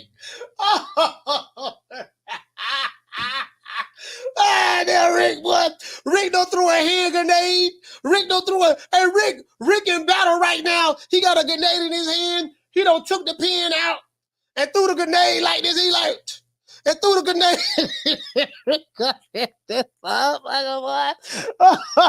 Oh, Rick. He say he's the face of ducking.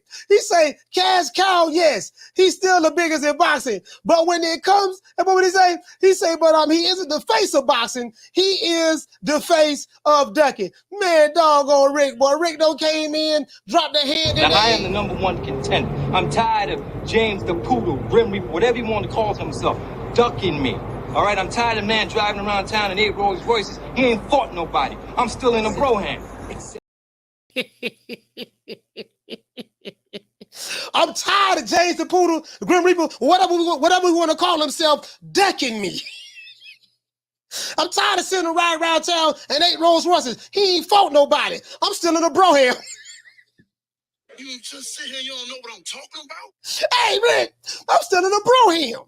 You know what I mean? I'm still driving that 1972 Pinto that my grandma left me when she, R.I.P. to grandma, when she passed away in 89. I'm still driving that 1972 Canary Yellow Pinto that my grandma left me. He ride around town in 8 Rolls Royces. He ain't fought nobody. I'm still in a Pinto. You just sit here, you don't know what I'm talking about? For you jitterbugs don't know what a Pinto is, y'all need to look that up. We did it first, and we motivate even the greats. Well, this is different. We did it first. And we motivate even the greats. You know what I mean? We motivate the greats over here. All I'm saying is, and you know what though? Hey, L. Harvey, check this out, fam. I had my cousin Norris, right? I ain't tell you about my cousin Norris. I had a cousin, right? I have a cousin named Norris, and Norris is Norris is a funny character. Like my cousin, man, he a big dude. My cousin about 5'10", about 225, 230. You know what I mean? He funny as all outdoors though. But my cousin did time in prison. So my cousin took a fall in like 1987. He did time from 87. I'm gonna tell y'all about the story about my cousin Norris. This here, well, I was so embarrassed. My cousin embarrassed me so hard. Me and the rest of my cousins. I'm calling. What's your name? Where you calling from? I'm Dirty Red out of Mississippi. What's going on, man? Dirty Red, your phone sound kind of staticky, but we gonna try to work through it. Talk to me. All right. Man, check this out. When it comes to that Canelo versus Bivol, the interesting thing about it is you can still have Dmitry Bivol on the fight at 168 because the fight for your light heavyweight championship, you just got to come in at 175 or under. So when it comes to the rehydration clause, it's kind of like, yeah, Canelo good muscles, but at the same time, bro, I'm providing you a way to still get the bill. You would get in the first Rick, place man, down to your way. Yeah, Rick, your connection bad, dog. I'm picking up bits and pieces of what you're saying, but it's staticky and everything, bro. All right. Say less, I'll call back when I'm better. Okay, all right. Shout out to Dirty Red, man. Salute from Mississippi. Stand up.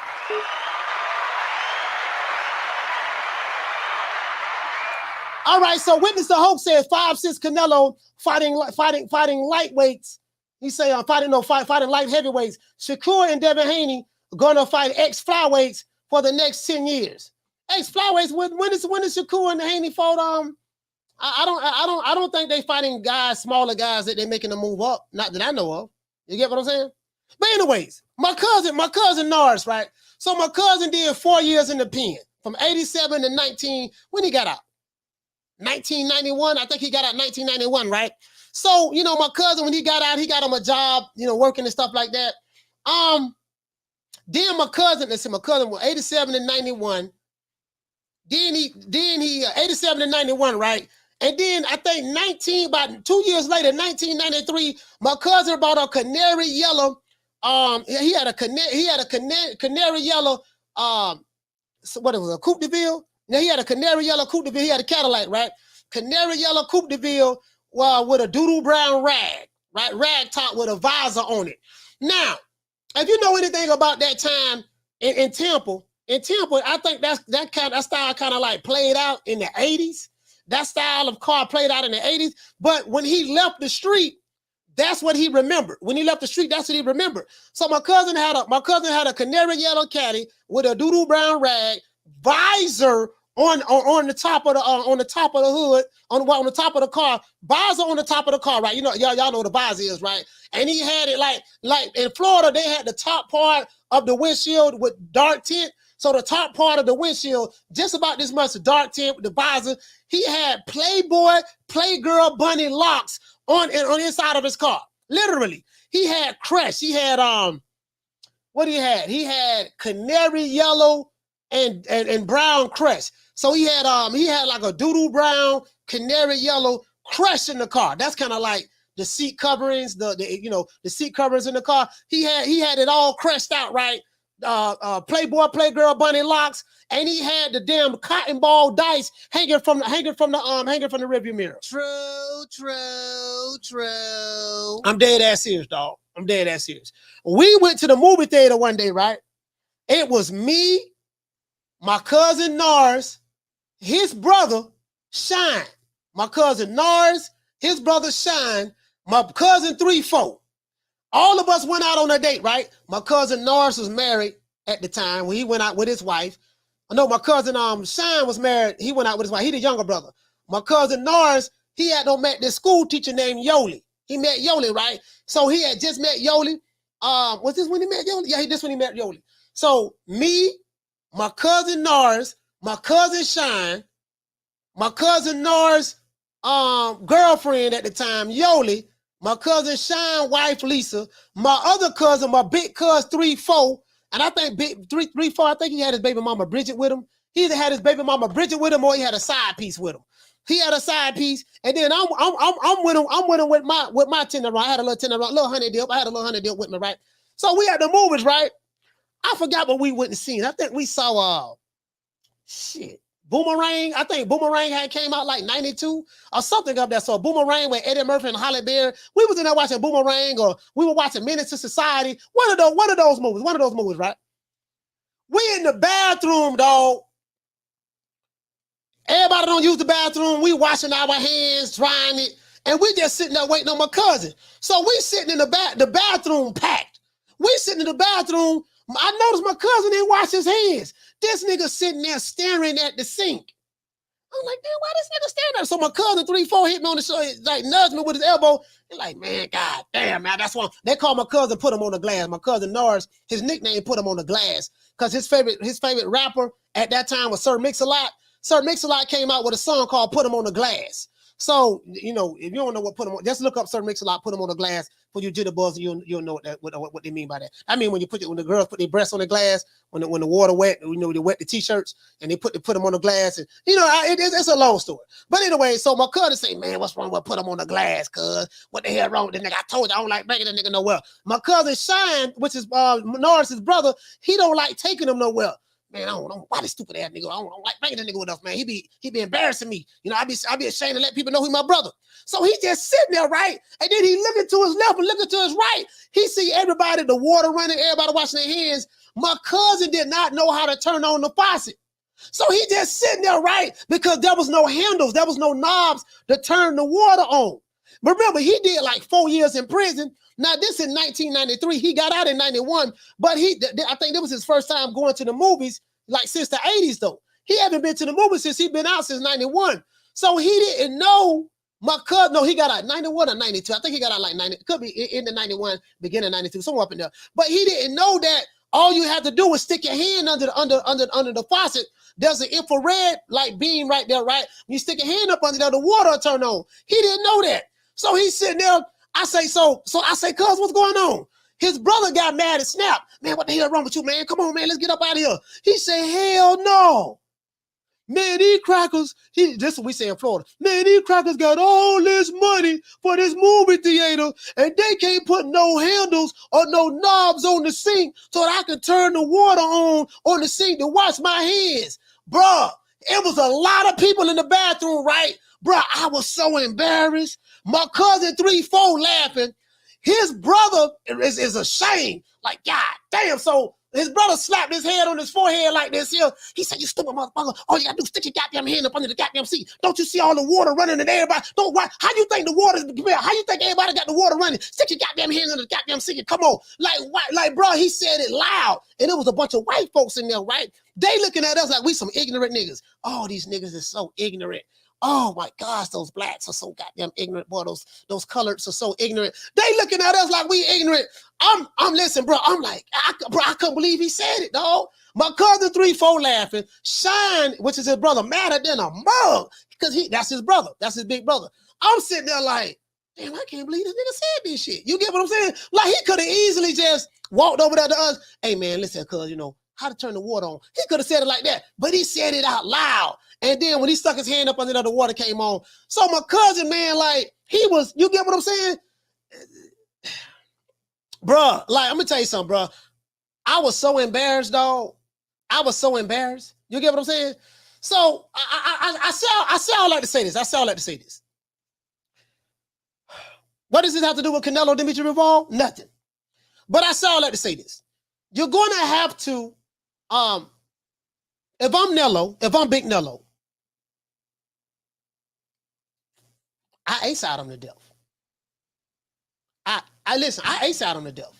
I'm dead. I listen. Hey, Sad, I ace out him to death. That's what I do. I'm just saying, you know, since you said you want to fight me at 168, I ace out him to death. True. Yeah. He said, Coach, he probably was embarrassed to ask. Bruh, I was so embarrassed, dog. Bruh, I was so embarrassed. You know why I was embarrassed? I was more so embarrassed because it was so many white people in there. And I was in the Nation of Islam at that time. I was 19 years old. What you say, Kenny? You say, so you're advocating Canelo to duck? No, I'm not advocating Canelo to duck. I'm saying, no, you just ace out him. Since he want to fight you, you ace out him. That's all. You know what I mean? See how bad, you know what I mean? I mean, listen, Canelo need every advantage he can to beat Dmitry Bivol. Why not take advantage of that? That's what I'm saying, Keno. Why not take advantage of that, fam? Why not take advantage of it? Tank Davis taking advantage of it with you know what I mean? Hey, what to say, Ron Boy? You say actually Bivol is in the driver's seat here, though. I hear what you're saying. Ron Boy. But check this out, though. He not the A side. He may be in the driver's seat from a standpoint of, well, if Canelo really wanted to fight him bad enough, Canelo will be willing to fight him on his terms. All I'm saying is this. Bivol is not a draw. He's not the draw that Canelo is. So he's in the driver's seat from a standpoint of, yeah, you beat me. So if you really, let me get the phone lines back on. Sorry about that. You know, yeah, you beat me, but if you really want to fight me again, it has to be at 168. He's in the driver's seat as relate to that. But guess what though? If you Canelo, you still ace out him. Okay, I'll fight you at 168 for my titles, but I want a rehydration clause in there. You get what I'm saying? I want a rehydration clause in there. Just see what he say. You still ace out him because Dmitry Bivol ain't no draw nowhere. You get what I'm saying? So, and then let Dmitry Bivol say, you know what? Nah, that's okay. I'm cool. That's okay. I'm cool. I don't want to accept those terms. I'm good. You know what I mean? Let Dmitry Bivol decide that. And then Canelo could say, hey, man, I wanted to fight him. He said he'll fight me at 168. He backed out the fight. You get what I'm saying? I'll call him. What's your name? Where you calling from? Coach, man, because it feels like, man, I just had to call because, man, I don't appreciate you trying to get my boy Canelo to do what Tank Davis did, because then you're going to send a whole bunch of unnecessary haters our way, man. I mean, I don't want Canelo behaving like Tank, man. We don't, please, man, don't, man, listen, Canelo, if you watching the show, do not listen to Coach Malachi. Do not do what Tank Davis did, because we're not going to hear the end of that shit. Please, Canelo, don't do it. Don't ace out on the death, because we don't need that backlash. Like, bro, you wanted to fight Bivol. You got to fight Bivol, bro. Like, that's what it is. Like, no, bro, do not do what Tank Davis did, because, bro, I'm going to be disappointed in you, Canelo. Please. You know what I'm saying? It sounds good. It sounds promising. But, bro, no. You already not fighting Benavidez. You already, like, bro, no. Oh, I'm glad you said something. I'm glad you said something about Benavidez. There's an article I got. Benavidez, I think his manager or his promoter said something of the sort. I have a video, dog. Well, I actually had the video. I got to find it. I think it's on my Twitter feed. He said something of the sort to where, oh, here it go right here. Here it go right here. Samson Lewowitz. Yeah, this is what he said right here. He said that they believe that Canelo should be next, but they are not going to, they don't feel that they're going to have to cross the street to fight Canelo, because Canelo is a free agent or something of that sort. He'll be a free agent after this fight with John Ryder. So that's what he's saying. As a matter of fact, let me see, can I find it? I have and it right also, here. Coach, I want to add to that. Stephen who was? I think it was Stephen Espinosa. I seen an interview of him saying that, because they were talking about Canelo's contract going to be up. They were saying they willing to send, they about to send him a big offer, like the biggest offer ever. Like, Showtime want Canelo back. They willing to give whatever he can get. That's so basically, what I'm calling to say, basically the moral of what I'm saying is, Canelo, don't do that shit, because you already doing some shit that your fans feel like you ain't got no business doing. We don't even give a damn about Bivol in the first place. So don't go do no old funny shit with the rehydration clause, because you ain't even supposed to be fighting Bivol anyway, bro. Like, you doing shit ain't nobody asked you to do anyway, bro. So if you gonna do it, at least do that shit like a warrior, bro. Don't put that nigga, don't A-side that nigga, because, bro, come on, man. You supposed to be fighting Benavidez anyway. If you gonna do all that, just fight in your weight class and leave Bivol alone, bro, because, like, that shit ain't no good look. Like, that shit Tank doing, I don't agree with that shit either, bro. Do not end up in the same boat with Tank. Like, do not do that shit. And that's all I'm saying. All right, shout out to Casino Life Prayer. Salute, fam. Hey, but listen, I get what you're saying. Hey, check this out, though. He right about that, though. He said Espinosa about to give Canelo everything for his last matches. That's how they see it. Hey, Vincent, check this out. That is true. True. I saw that interview. I did see that interview. Hey, shout out to G Funky Boxing. This is actually an interview that G Funky did. Shout out to G Funky Boxing, man. Y'all please subscribe to my brother's channel. Just G Funky right here. Shout out to G Funky Boxing. G Funky actually did this interview. I saved it. And Showtime did say they're going to offer Canelo a lot of money. So PBC is they are prepared to put together a package to bring Canelo over to the PBC. Now, I don't know how much money they're going to offer him. Remember last time Tom Brown said they offer Canelo $100 million. He said, we offer Canelo $100 million. He turned the fight down. They said they offer Canelo a 3-fight, $100 million deal to fight Charlo, Benavidez, and was it Charlo, Benavidez, and Plant? I think this is right before he fought Plant. And he turned it down. Right before he fought Plant. It was Charlo, Benavidez, and Plant. And they had something in there. I think they said, well, if not Plant or one of those guys, Errol Spence. They was willing to bring Errol Spence up and Canelo fight him at a catch weight or something of that sort. Canelo turned it down. So that Canelo turned it down. I don't even know why they would throw Spence in there. That must have been a cash out fight for Spence. Because Errol Spence, he don't stand a snowball chance in hell in beating Canelo. So, but I think they were trying to fight. They were trying to get a fight with Spence at 160, something of that sort. They trying to get Errol Spence killed. Caller, what's your name? Where you calling from? Hey, what's up, Coach? It's Drew. Drew from LA. Talk to me. What's up, Coach? I was going to say part of that deal was for Errol Spence, remember? And that's why they didn't even want to have the Crawford fight in the beginning, because they was dangling Spence to get Canelo over there. Oh, was that after the Plant fight or before? Yeah, remember they tried to sign him up after the Plant fight. It was a 3-fight deal for Errol Spence, Jamal Charlo, and David Benavidez. They was going to sell. They were trying to sell Errol's over to Canelo. Yeah. At 164. Yeah. And 164. But you heard from some of the same people. Canelo went over there to get the belt, but his experience, he wasn't happy with his experience. Case in point, like, that's why he likes Eddie. when he did his first fight with Eddie, the host, where they stood for the fight week, Eddie booked a whole floor hotel room, a whole floor for Canelo, and he turned that whole floor into a golf putting, put it to a golf putting zone because Canelo liked golf. It's the little things like Canelo likes working with Eddie because Eddie knows how to treat cash cows. Tom Brown, Samson Lemkowitz, those are some nickel and dime promoters. Samson Lemkowitz is a fake Chilean Liberace. You know what I'm saying? They ain't running no big time outfit over there. And like you said, Coach, they just clout chasing off Canelo's name.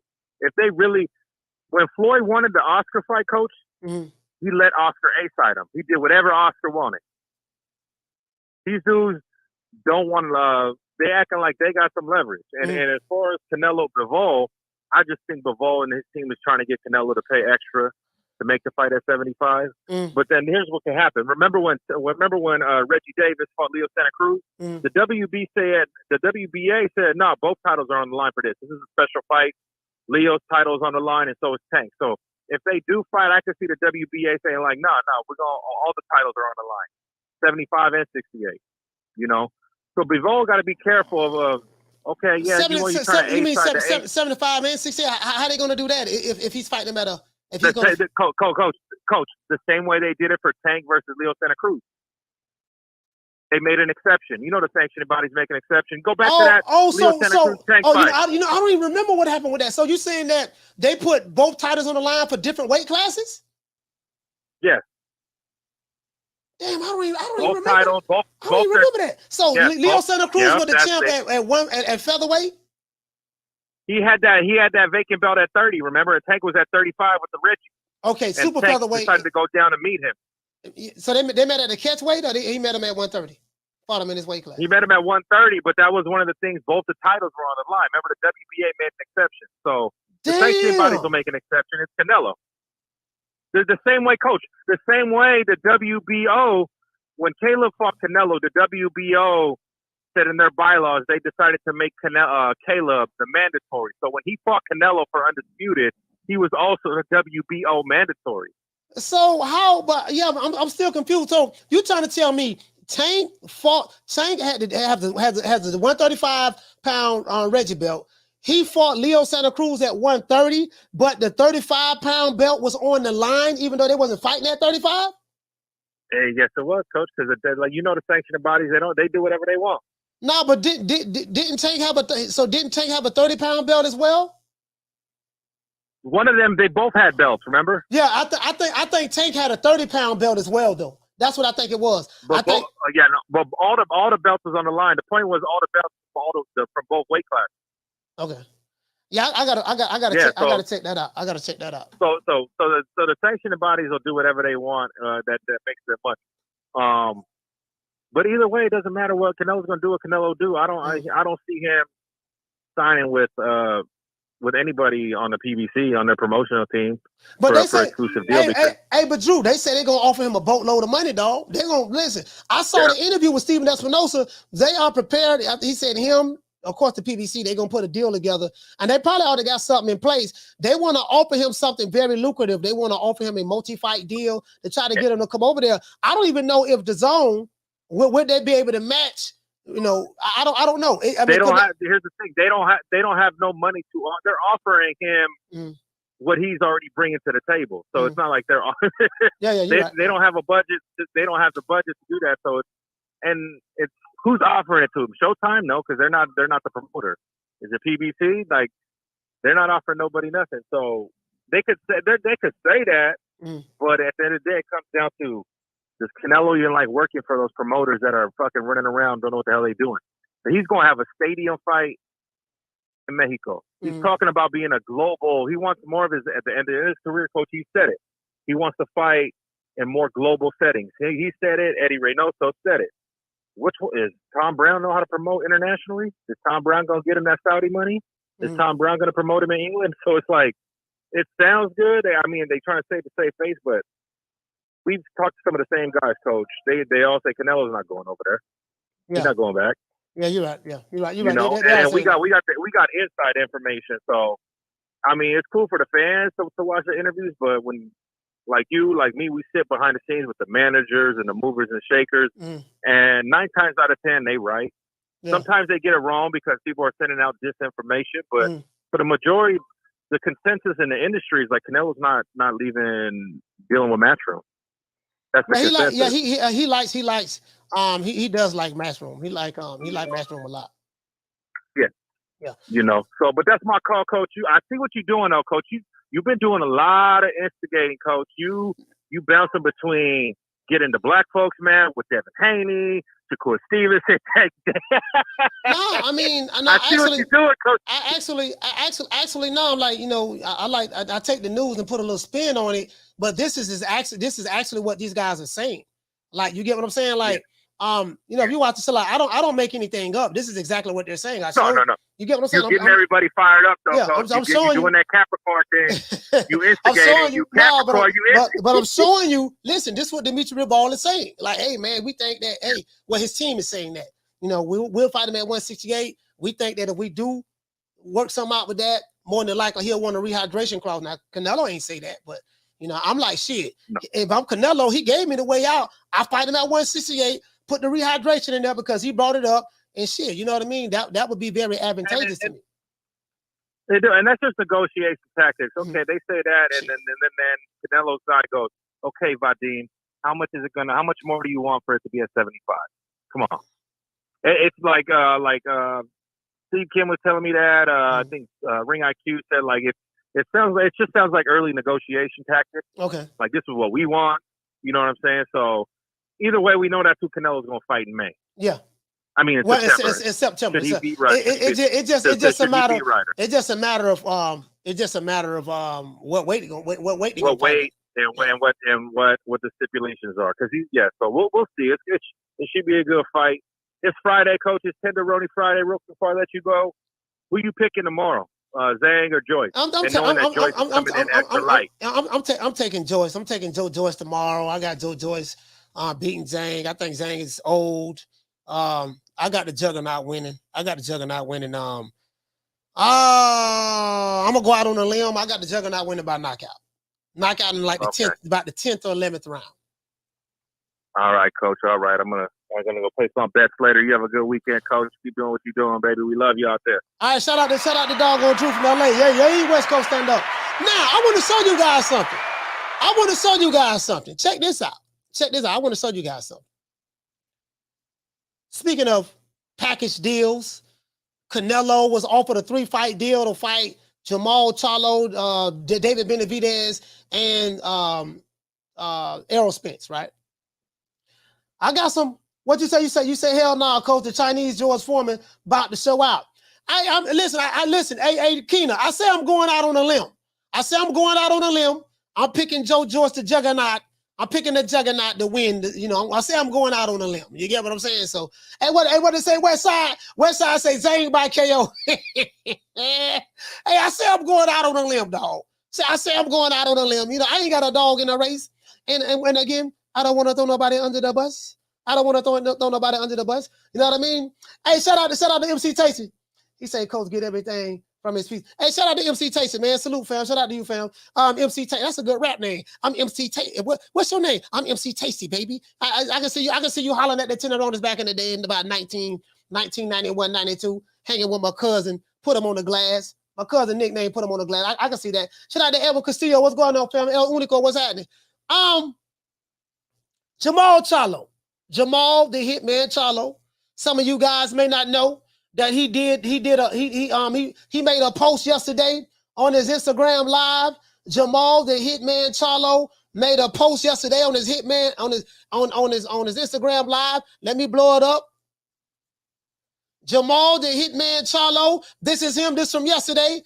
If you don't know, his name is the Future of Boxing. Future of Boxing on Instagram. This is him right here. This is a picture of him. And this is what he said.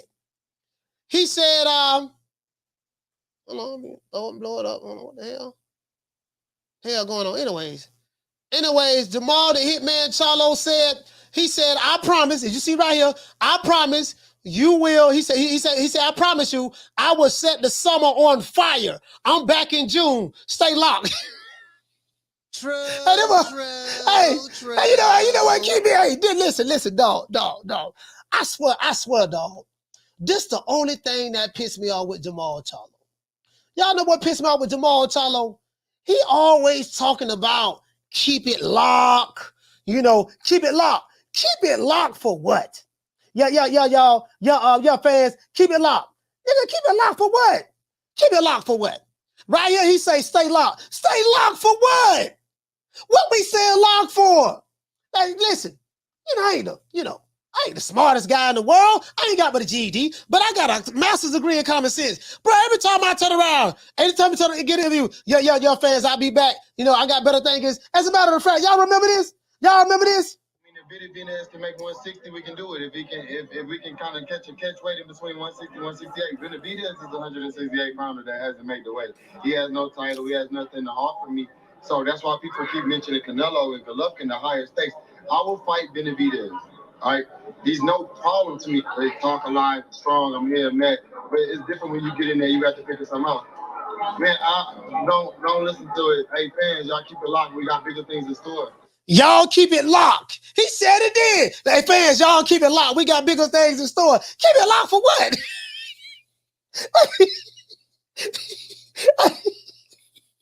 Hey, keep it locked. Hey, y'all keep it locked. Keep it locked for what? Remember this? Y'all remember this? I'm sorry? 160 is my weight division. I want to unify. I want to get Golovkin in the ring. I want to bring him to Houston. You know what I'm saying? I want to get Canelo out here to Houston. If they really to come down to 160, this is my weight division. That's all. That's all I'm saying. That's all I'm saying. Keep it locked for what? Get the hell out of there. Shut up, old man. I ain't going nowhere. And why don't you tell all these nice folks why you've been ducking me? Keep it locked. Keep it locked. Keep it locked. Keep it locked. Yeah, keep it locked. Keep it locked. Come on, man. Caller, what's your name? Where you calling from? What's up, Coach? It's D-Block. D-Block, talk to me. So, I just heard some breaking news, Coach. What's that? It just broke out, and it was in between the conversation that you were having with Rick. Mm. Did Rick say he wasn't even from Houston, or he stayed for South Side Houston? No, he ain't even in the city. No, he say from Houston. He from the South Side. Okay, but is he in the city, or he out there in the country? Yeah, I don't know, man. I mean, I think you guys know more about Houston than I do. I've been through Houston, but I never. Rick be lying about everything. You know what I mean? No, it's all right, man. This is good subject, Coach. Charlo always talking about keep it locked. Mm. You're right, Coach. Keep it locked for what? It's always the same thing with him, man. Didn't he say that shit like 5 months ago? Keep it locked. We're gonna do big things. Mm. And he never did nothing. That's his problem. That's why, when you keep on announcing stuff like this, people are not gonna believe you no more, man. I mean, what kind of fight is he gonna have? I heard you said Selecki, right, Man, Coach? bro, I'm not gonna lie to you, dog. I heard this a while ago, probably about 3-4 months ago, and I heard it multiple times that Jamal Charlo was going to be fighting Selecki in his comeback return. I don't think Selecki has had a fight since that announcement 2 years ago and last year. That's what the fault. So my thing is, I think they might be saving Selecki for Jamal Charlo. I don't see Jamal Charlo coming back to fight no better competition, so to speak. So again, Demetrius Andrade is over there, but he moved up to 168. Yep. Which weight class is Jamal Charlo going to fight at? More than likely, he may defend his WBC title. Mauricio Suleiman has said that we don't have any intentions on stripping Jamal Charlo. He can take all the time that he needs in order to get his affairs in order. So they giving him special privileges. This man, when he come back, D-Block, that's crazy. It's going to be 2 years that he's had a fight. Yeah. So I don't know if Al Heyman have Mauricio Suleiman in an uncompromising position. Maybe they got some naked pictures of him with That's what I was gonna say. with some with a big booty Judy in a hotel room in Vegas, and they blackmailing him, saying, "Look here, Al, I gotta strip him of the belt. It's been going on 2 years. The fans are starting to get suspicious of the activities that we do over here." And Al probably like, hey, look here, Mauricio, check this out, man. It'd be a shame if those pictures were to get out of you being in the hotel room in Vegas with all that scuttlebutter on the table. with the escort, Big Booty Judy. You know, we got pictures of that. It'd be a shame if that come out. You know what I mean? I'm just saying. So you might want to reconsider talking about stripping Jamal Tullo. Next thing you know, we spoke to Jamal. Everything is okay, guys. We're gonna give him all the time he needs. Nothing to see here, folks. But the other guy over there, guess what? You better defend your belt. But I just won the belt last week. Yeah, but you got to fight somebody else in 3 weeks, or we gonna strip you. For real though. So they got double standards. Let me let you know, Coach. It's a bunch of hypocrisy for Suleiman, man. I used to respect the guy. I mean, I respected his dad more than him. I mean, he has brought that WBC, the WBC belt. I feel like it's just like it's not handled right anymore, Coach. I feel like anybody can buy it off. You know what I mean? But the way they did, look at this, Coach. They let Conor Benn, you know Conor Benn, right, Coach? Yeah. They let him, even though he came out with eggs and shit like that, supposedly the story was, the WBC still reinstated him back, right? So that's bullshit right there. And then you got Benavidez, that remember he did cocaine and all that shit. They stripped him of that. So how the hell is it that Charlo is able to keep that belt for 2 years? And let me get to my point, Coach, real quick, because I'm going to hang up because I know you got other people. The great match that I want to see, and I think everybody should clamor for that, and I don't want to see no selection. And even though he's worn down, I've told you that I have a lot of respect for Daniel Jacobs. I think Daniel Jacobs is a free agent. Yeah, he is a free agent. He should go to the PBC and say, look, I don't care if he gets the A-side money. I want to fight this fool. We got beef. We got history. That would be a hell of a fight, even though Daniel Jacobs is a little older. But I think he'll give Charlo his toughest fight. I mean, let's be honest with that, man. I mean, Jacobs is a real man compared to Charlo. Charlo ain't no real man. He got punked down by him. You remember this, Coach? So that's all I got to say. I'm glad that Charlo's trying to come back, but keep yourself locked for what? Man, ain't nothing going to happen. You're always talking your lip. D-block, D-count, D-C, D-bill. D-block. Hey, so this the thing right here. Let me get the super chat out of the way. Shout out to Goku, man. For dropping that 331 super chat on your boy. He said, good Friday. Yes, sir. Shout out to Goku. It is a good Friday, fam. Shout out to Dirty Red. Dropping that quarter of a bam, dub on your boy. Hey, Leroy. Super chat received. Playtime's over, boy. Dirty Red said that's what I was trying to say. As long as they weigh in under 175, the lightweight title will still be on the line. The light heavyweight title. Yeah, that's bro. I ain't heard of that. I mean, that's kind of crazy to me. So, if you're fighting at a catch weight, see, this is the thing. This is the thing that's throwing me off. And I get what Drew's saying. He's saying they did that for Tank Davis. It doesn't make sense to me. I'm gonna tell you why it doesn't make sense to me. What's the purpose of being a champion in a particular weight division if you can fight, if you can defend that title in a different weight division? So if I am the champion at 175, which is light heavyweight, and I was to fight somebody at 168, how can I lose my light heavyweight title in a super middleweight bout when I'm not defending that title at the weight class that I became champion in? Like, I would like to see the sanctioning body, like, just explain that to me. Like, if you want to, niggas, they're going to have to nigga-splain that to me. Because to me, that doesn't make any sense. We must internalize the flatulation of the matter by transmitting the effervescence of the Indonesian proximity in order to further segregate, to preclude on the issue of world domination would only circumcise the revelation that reflects the aphrodisiac symptoms which now perpetrates the Jericho's activation. Yeah, I mean, that doesn't make any sense. I'm not saying that they don't do it. I'm not saying that the sanctioning bodies don't do it. I want to know how they justify doing it, though. I'll call it. What's your name? Where you calling from? Man, this Dirty Red. How I'm sounding now, man? Yeah, you sound good now. All right. No, but check it out. Dude, see, the other caller, he was trying to explain to you, all right, with Leo Santa Cruz and Tank. The fight happened at 130. Tank had a belt at 135, Leo had a belt at 130. Mm-hmm. But if you come in at 130, that still qualifies as a lightweight championship because it's under the weight limit of 135. You see what I'm saying? So now you got you fighting for two divisions at once. You know what I'm saying? It's done happened before. It's kind of rare, but as long as you under, you got to be under. You can't come in at 137 and fight for 135. You see what I'm saying? But you can come in at 130 and fight for 135 because the rules say you got to come in under the weight limit. It's a weight limit. It's a cap out on the top, but it ain't a cap out at the bottom. You see what I'm saying? Okay, I see. I see what you're saying. Bro, that shit sound crazy, dog. That shit sound crazy to me. No, it ain't crazy. It been happening in boxing. I mean, it's rare, but that shit been happening in boxing. Because you got a fighter going up and down weight class. If he still holds the belt at a higher as a weight class up, you know, the belt's still on the line. Long as you coming in under the top of the weight class, like Bivol, 175, you coming in 168, it's still less than 175. So it still qualifies for, you know, both, you know, meet the qualification for both weight classes.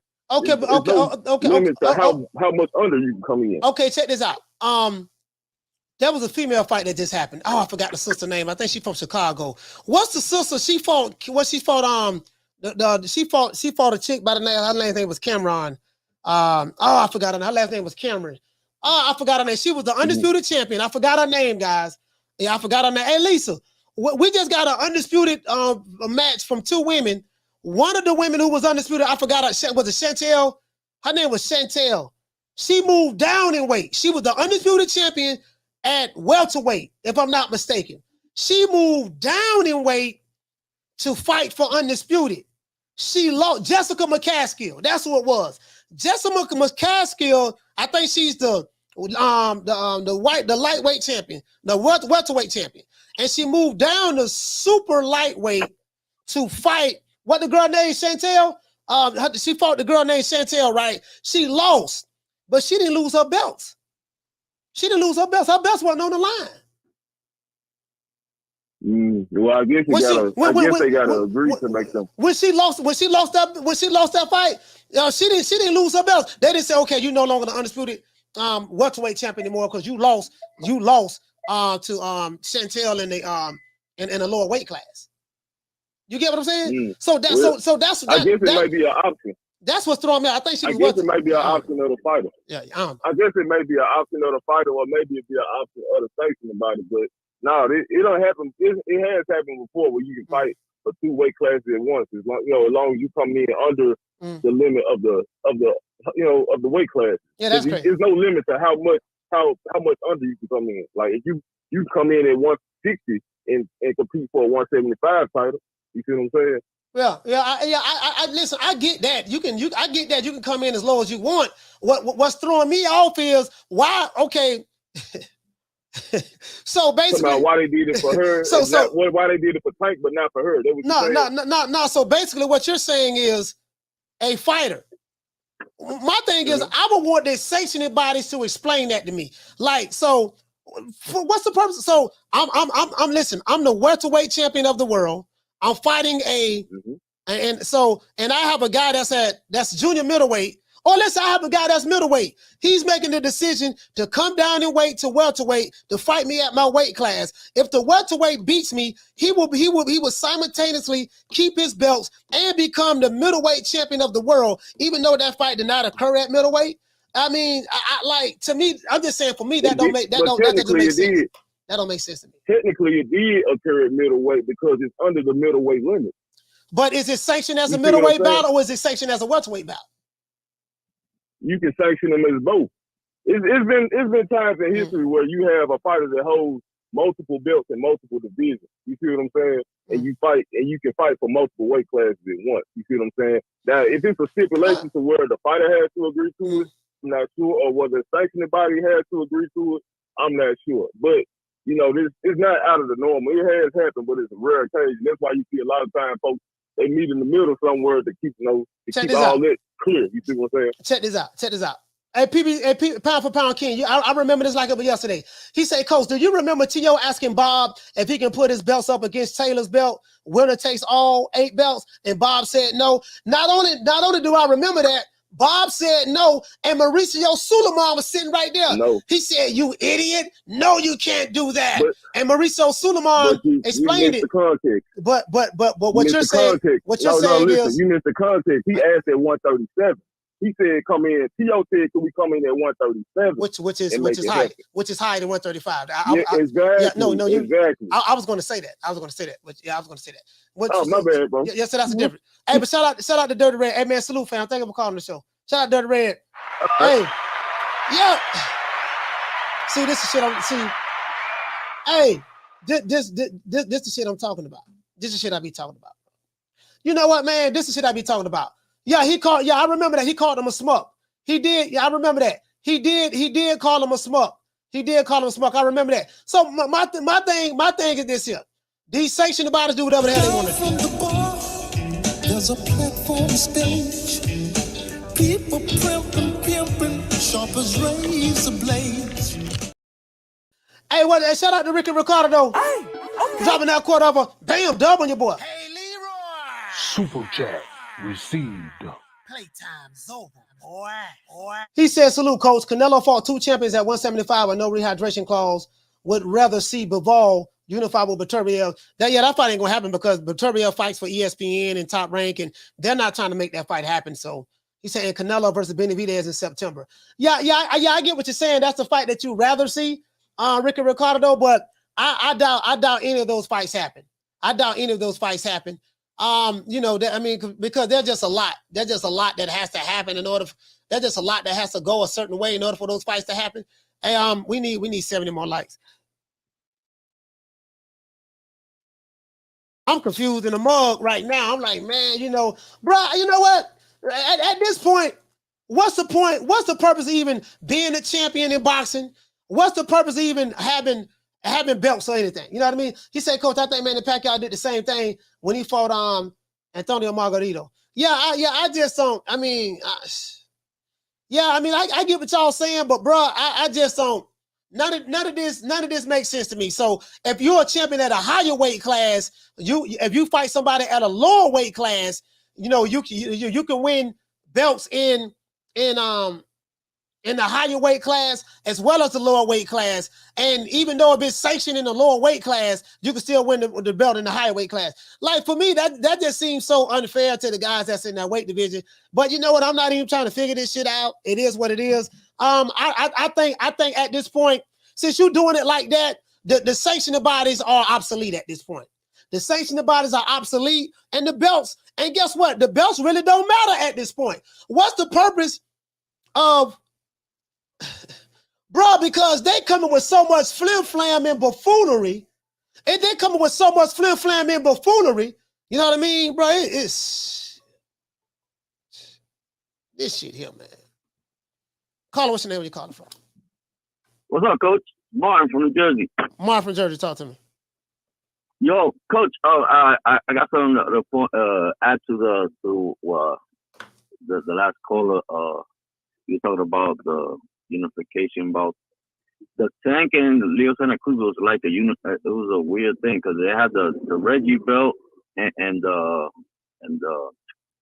super featherweight title on the line at the same time in that fight. And when your boy said that it's been done in the past, it's been done in the past. Sugar Ray and Daniel Allan did it. Sugar Ray had the 168 WBC on the line, and Daniel Allan had the 175 on the line. Yeah. 47. Yeah. So yeah. Man. Pretty soon we're gonna have 2 sets of undisputed. We got the undisputed Reggie champions and the undisputed world champions. All right, man. Shout out to Martin from Jersey, man. Salute, fam. Hey, thank you for letting me know that, fam. Yeah, Ron Boy Fresh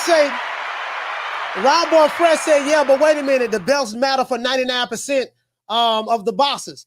Yeah. I mean, I get what you're saying. The belts do matter for 99% of the boxers. But my thing is, bro, like, bro, the belts do matter for 99% of the boxers. That is true.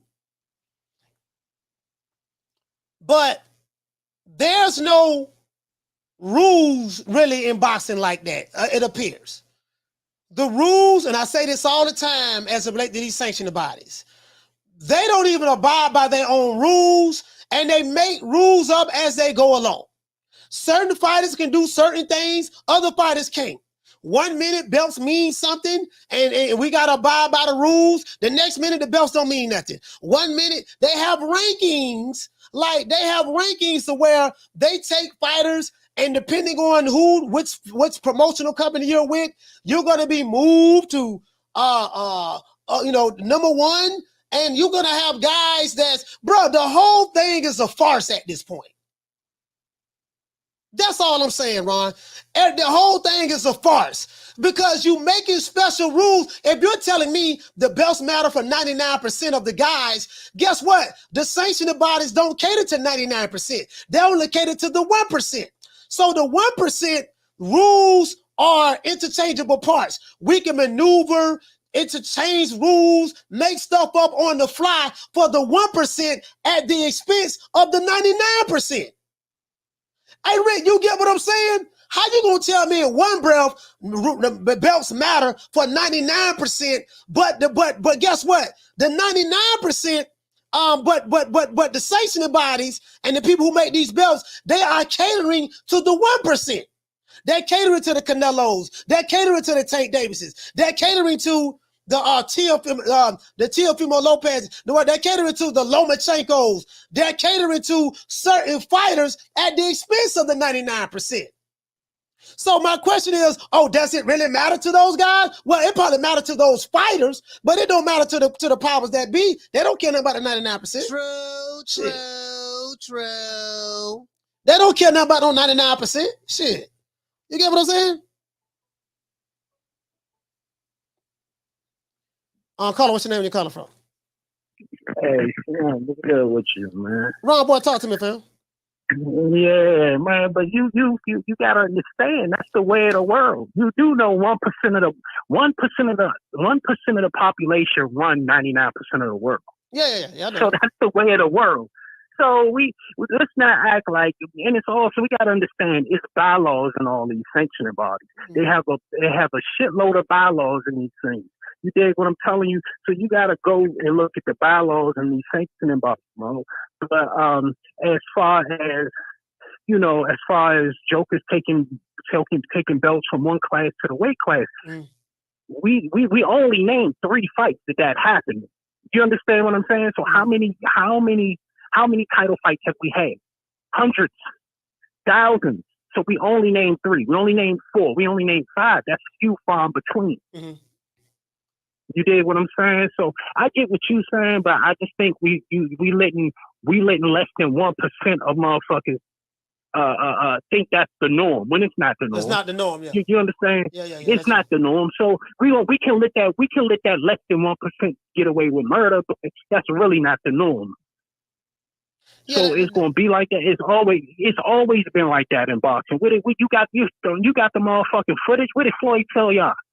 What did Floyd tell you? He starts picking and choosing and start making shit as they go. Yeah. And as we already know, since the beginning of time, we already know the promotional companies run the sanctioning bodies. Yeah. WBO. We top rank is the WBO, the WBC, WBA. It's pretty much PBC and Canelo right now. WBC belongs to what? PBC and Canelo. Mm-hmm. WBA belongs to PBC. Bob got the WBO. That's the game. That's just the game. Oh, that's all I'm saying is, like, you can't let that little less than 1% think that's the norm. That shit ain't the norm. Yeah, you know what I'm saying? So it's gonna be it's fucked up, but it just is what it is, you know. Once you put it in real perspective, because the only reason why the Reggie belt exists is because the only motherfuckers who got Reggies now is who? Who got Reggie belts? Tank got them. Exactly. Who else got one? And it's pretty much obsolete because what's his face about to lose his Reggie belt because they just mandated him. Dubois and then Morrell. That's it. That's the game. The only reason why. Right, and that's PBC, and then they're about to lose that next Reggie belt is going in the WBA. That shit's about to be done. Oh, they're gonna get rid of the Reggie belt? They've been getting rid of the Reggie belts piece by piece. Remember, Leo, they just got rid of Leo's Reggie belt, and he held on to that bitch for 3 years and ain't never have a fight in that motherfucker. That's what I said. The WBA belongs to Al now. So, but that's all I was trying to touch base on. But man, like at the end of the day, I don't think Cinnamon. Nobody want to see the Cinnamon and Bivol fight. So I'm not even interested. I don't give a fuck if it's at 68 or 75. I can really care less. And Bivol is in the driver's seat. This is all Matchroom and Eddie want this motherfucking Bivol and Cinnamon fight. Bivol is not interested in no Cinnamon. This is just forced on him. You know what I'm saying? Yeah, he got. Forced on him. Hey, Ron, he said that they said that in the article. He said that he's really not. Yeah, he's really not interested. He's not motivated to fight a Canelo. So he's willing to make it enticing by saying, "Hey, look, I'll fight you, but I'll fight you at 168." Right, but he always entertained going to 68 anyway. But that's not an excuse. I just think they need to just do away without, just go bypass this whole Bivol and Cinnamon thing and go ahead and push the motherfucking envelope for the WBC to order the Cinnamon fight. Simple as that. That's what people want to see. We don't want to see no repeat of a Dare to Be Great fight. It just doesn't make any sense. Nobody wants to see that shit. Ron, let me ask you this question. I know nobody want to see this fight, but let's say, because Canelo was hell bent on what he said, he want to fight Dmitry Bivol. Let's say that fight do happen. Let's say that fight do happen at 168. If Canelo were to win, would Dmitry Bivol lose his WBA strap at light heavyweight? Technically, if it's on the line, yeah. Technically, but it's up to Bivol to put his 175 belt on the line. If it's not in the contract, but technically, you can move down at any weight. You just can't exceed that weight. You know what I'm saying? If Bivol wanted to go down to 60 and fight Charlo, that Charlo belt will be on the line and Bivol belt will be on the line. You know what I'm saying? As long as he don't go exceed the 175. So it don't matter. But at the end of the day, but think about this. If Bivol go to 68, that's typically like weight training. Yeah, in my opinion. But he offered though. That's what I'm saying. That's what I'm saying. No, like but he don't offered care. that. I understand, but that still to me is like semi a weight drain. Like that man ain't fought at 68 since when, or if he ever fought. I don't even remember if he had a professional fight at 68. And all of a sudden, I get that Bivol wants something. He wants some skin in the game. He wants a reward. I get all that. But you taking a joker down to 68 that you couldn't beat at 75, that's an asterisk. I mean, and I'm not a Cinnamon hater. It's just an asterisk on your motherfucking, it's another asterisk on your motherfucking resume because this motherfucker came to 68. You know what I'm saying? So I'm just not interested in it. It's just all some stupid ass shit.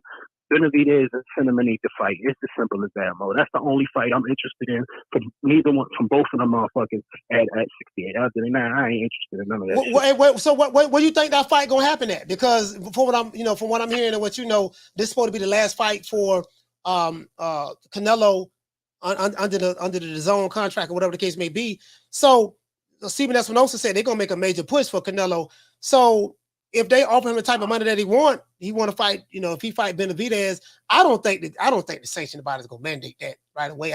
To be honest with you, I think they can. Well, they can. No. Whoa. Hold up, not so fast. You got to put the paperwork in. Do they want to mandate it, or do they want to sit here and milk it a little bit longer for Benavidez? All they got to do is push the paperwork. Yeah. You understand what I'm saying? He's been the interim champion. All you got to do is file the paperwork and tell him, look, come on. File the paperwork. Let's get it popping. Yeah. Now, if you just want to chill and wait for the WBC to mandate it, then that's your prerogative. But if they really want that motherfucker, you file that paperwork and be like, nah, it's time. We want next. Let's go, Mauricio. But do they really want next, or they just want to milk it and try to? Just pump fake it for a minute, and you know how the game is. You can't trust these motherfuckers for real. They say they want Cinnamon, but do they really want Cinnamon? Yeah. Now you're right about that. Hey, shout out to Ron Boy for a DC stand up. All right, I'm out, Mo. Yeah, Ron Boy made a valid point. He right about that. I'm not gonna lie, guys. Like I haven't really paid a lot of attention to certain fights that happen where guys move down in weight and their belts are on the line at the higher weight class as well as the lower weight class. I'm not gonna sit here and lie to you guys. I'm not well versed in that. That's why it's kind of throwing me off.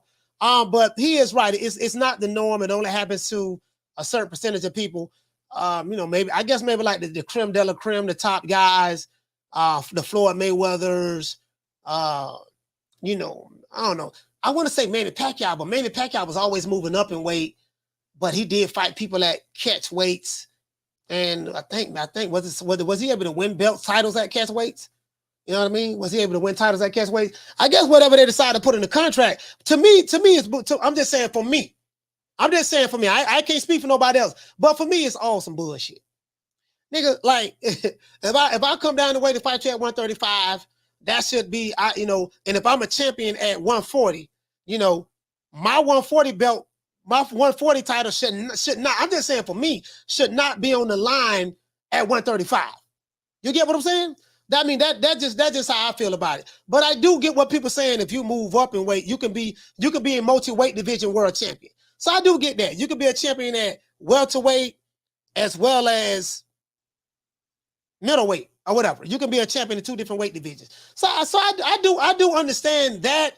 But if a guy were to move down, I don't know. I guess it's the same thing. I guess it's the same thing.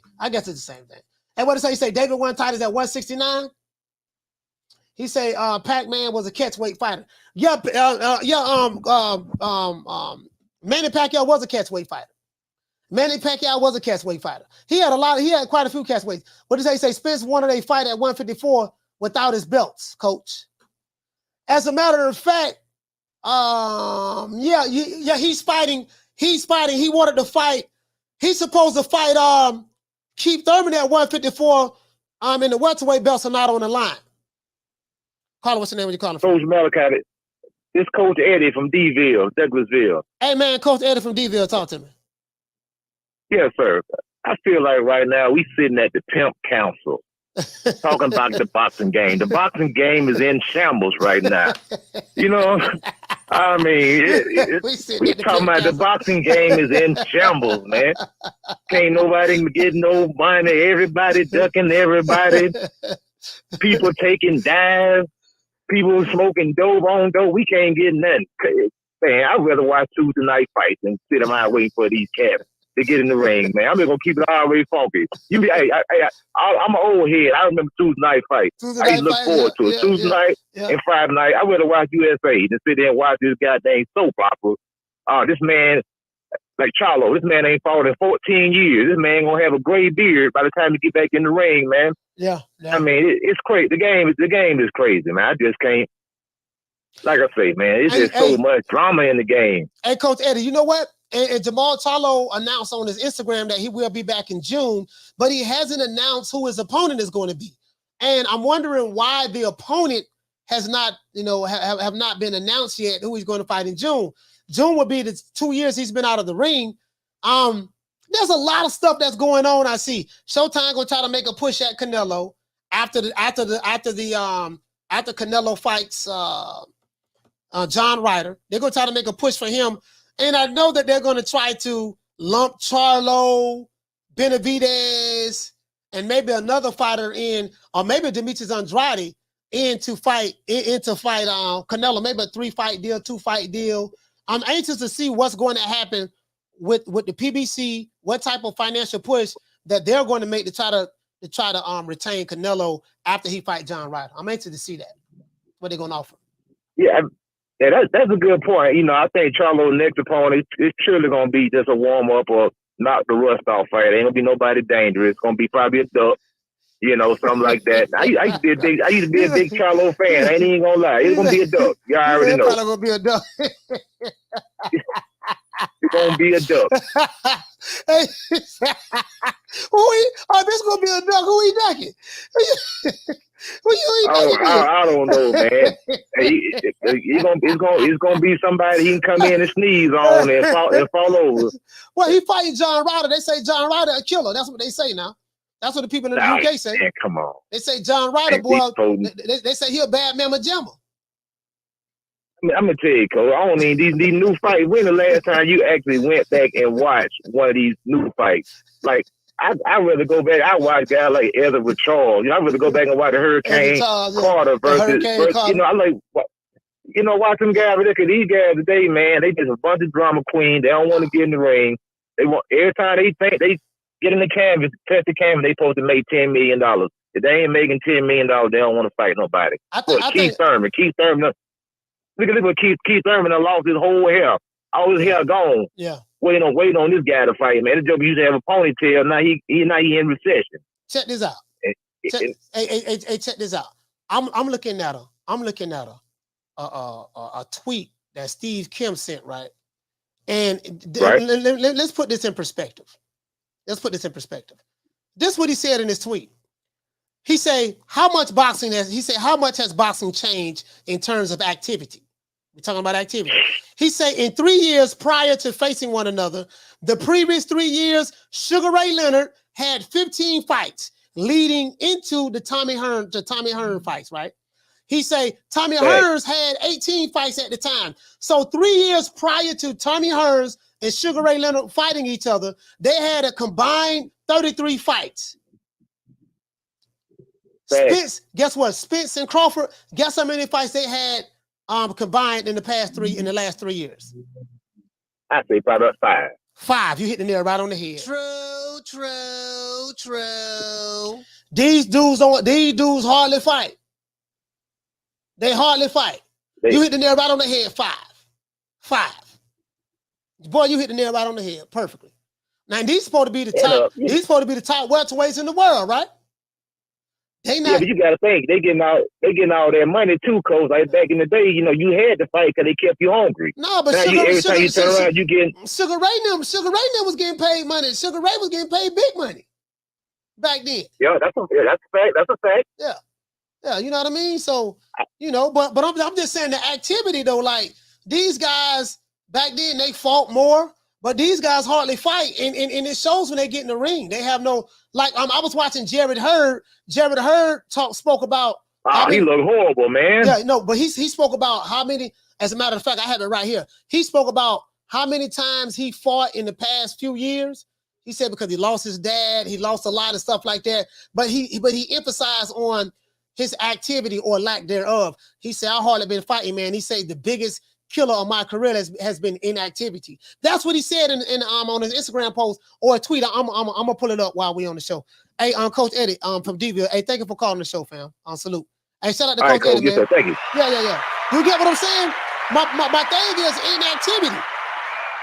And so when you have Jamal Charlo talking about keep it locked, when you got Jamal Charlo talking about, hey fans, keep it locked for what? Nigga been waiting since 1979 to see you fight. He said, I promise you I will set the summer on fire. I'm coming back in June. Stay focused.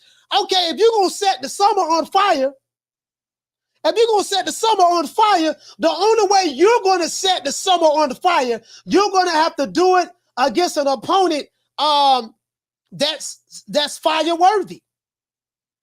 You're gonna have to do it against an opponent that's fire worthy. You get what I'm saying? You ain't gonna set the summer on fire fighting a Sulecki. True. You're not gonna hey, Food Revolution, you hear me? You're not gonna set the summer on fire fighting Hobo Sam or Hog Head Cheese or Pork Chop Willie. You know what I mean? Or Chico Stick. Well, he might Chico Stick Mexican. But you get what I'm saying? Like, bro, how are you gonna set the summer on fire if you're not fighting a summer on fire type of opponent? True. We know they ain't gonna put you in there with no killer. You've been gone for 2 years, so we already know that. You get what I'm saying? We already know you ain't gonna get back in there with no killer. You ain't fought since the Players Ball in 1979. When I won Pimp of the Year. I won Pimp of the Year in 1979. That's the last time you fought. So we know they ain't gonna put you back in there with no killer. So who you gonna fight? That's all I'm saying, fam. Shout out to Tay Hill. Hey, okay. Dropping that quarter of a bam, doubling your boy. Hey, Leroy. Super chat received. Playtime's over, boy. Santana said Carlos Adames. No, they're not gonna put him in there with Carlos Adames. Remember, hey Santana, Carlos Adames showed up at the WBC convention when they mandated all those fights last year in November. He petitioned the WBC to become the mandatory to fight Jamal Charlo. And Mauricio Suleiman said, hold up, swole up. You ain't going to fight him right now. We're going to deny your request. So we know he ain't fighting Carlos Adames. True. We know he ain't going to fight Carlos Adames. Shout out to Tay Hill. Hey, okay. Dropping that quarter of a bam, doubling your boy. Super chat received. Playtime's over, boy. What it say? You say, Coach, last fight I remember going from 175 down to 168 for titles was Chad Dawson. When he fought Andre Ward, he was never the same after that. Yeah. I remember that. I remember that too, fam. I remember that. But you get what I'm saying though? That man, come on, man. That man ain't finna fight no guy. Come on, man. That man ain't finna, man. What you say? You say, damn, where's Bless? So we can get that boy hush. But you get what I'm saying though? You get what I'm saying? You know, hey, what he say? Hey, what he say? He said, keep it locked. Boy, I ain't gonna lie to you, boy. I heard he fighting. I heard he fighting Sulecki, boy. That's what I heard. I ain't gonna lie. That's what I heard. My sources have told me that he was fighting Sulecki. Now, I don't know if they changed that. But I heard they got Sulecki on the back burner. That's all I'm saying. Caller, what's your name? Where you calling from? Coach, it's Rick from Toronto. Rick from Toronto, talk to me. If Jamel Charlo's watching, hopefully he is, because you know how much we like to play that video of his calling fucking fighters out. But you know what? Mean Keep Jamal on posting, Charlo. man. You mean Jamal Charlo? Yeah, Jamal Charlo. Jamal Charlo, man. Keep on posting. Keep on fucking posting, man, because we getting entertainment, baby. We getting fucking prime ass entertainment.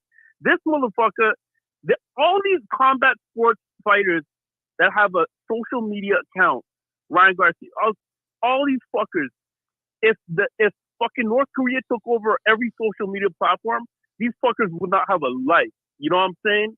These guys will be obliterated, like fucking evaporate into oblivion, like literally overnight. But since that's not gonna happen, and we're living in the real world, I mean, keep on posting, man, because we getting entertainment, and you get more videos, and I'm fucking laughing my ass off, and I just love it, Coach. I love it. All right. Well, listen, man. I mean, it is what it is, man. Like at the end of the day, it's like, you know, he's coming back in June. He did say he was coming back. We don't know who his opponent is.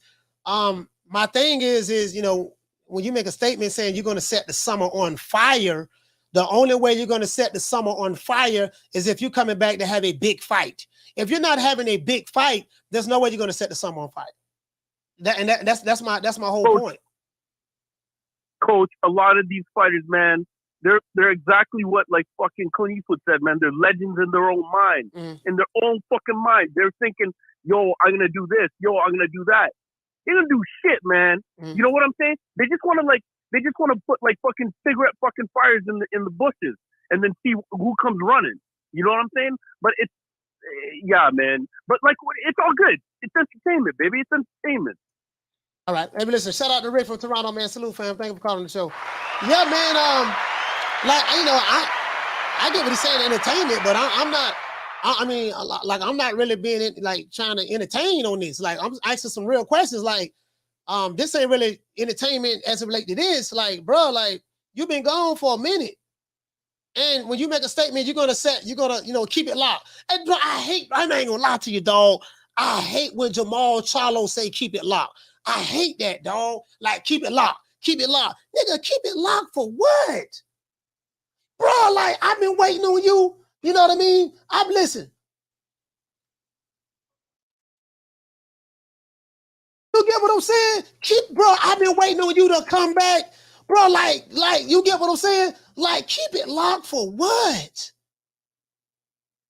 Like, you get what I'm saying? Like, I'm anticipating. Bro, how long we been keeping it locked for Crawford and Spence?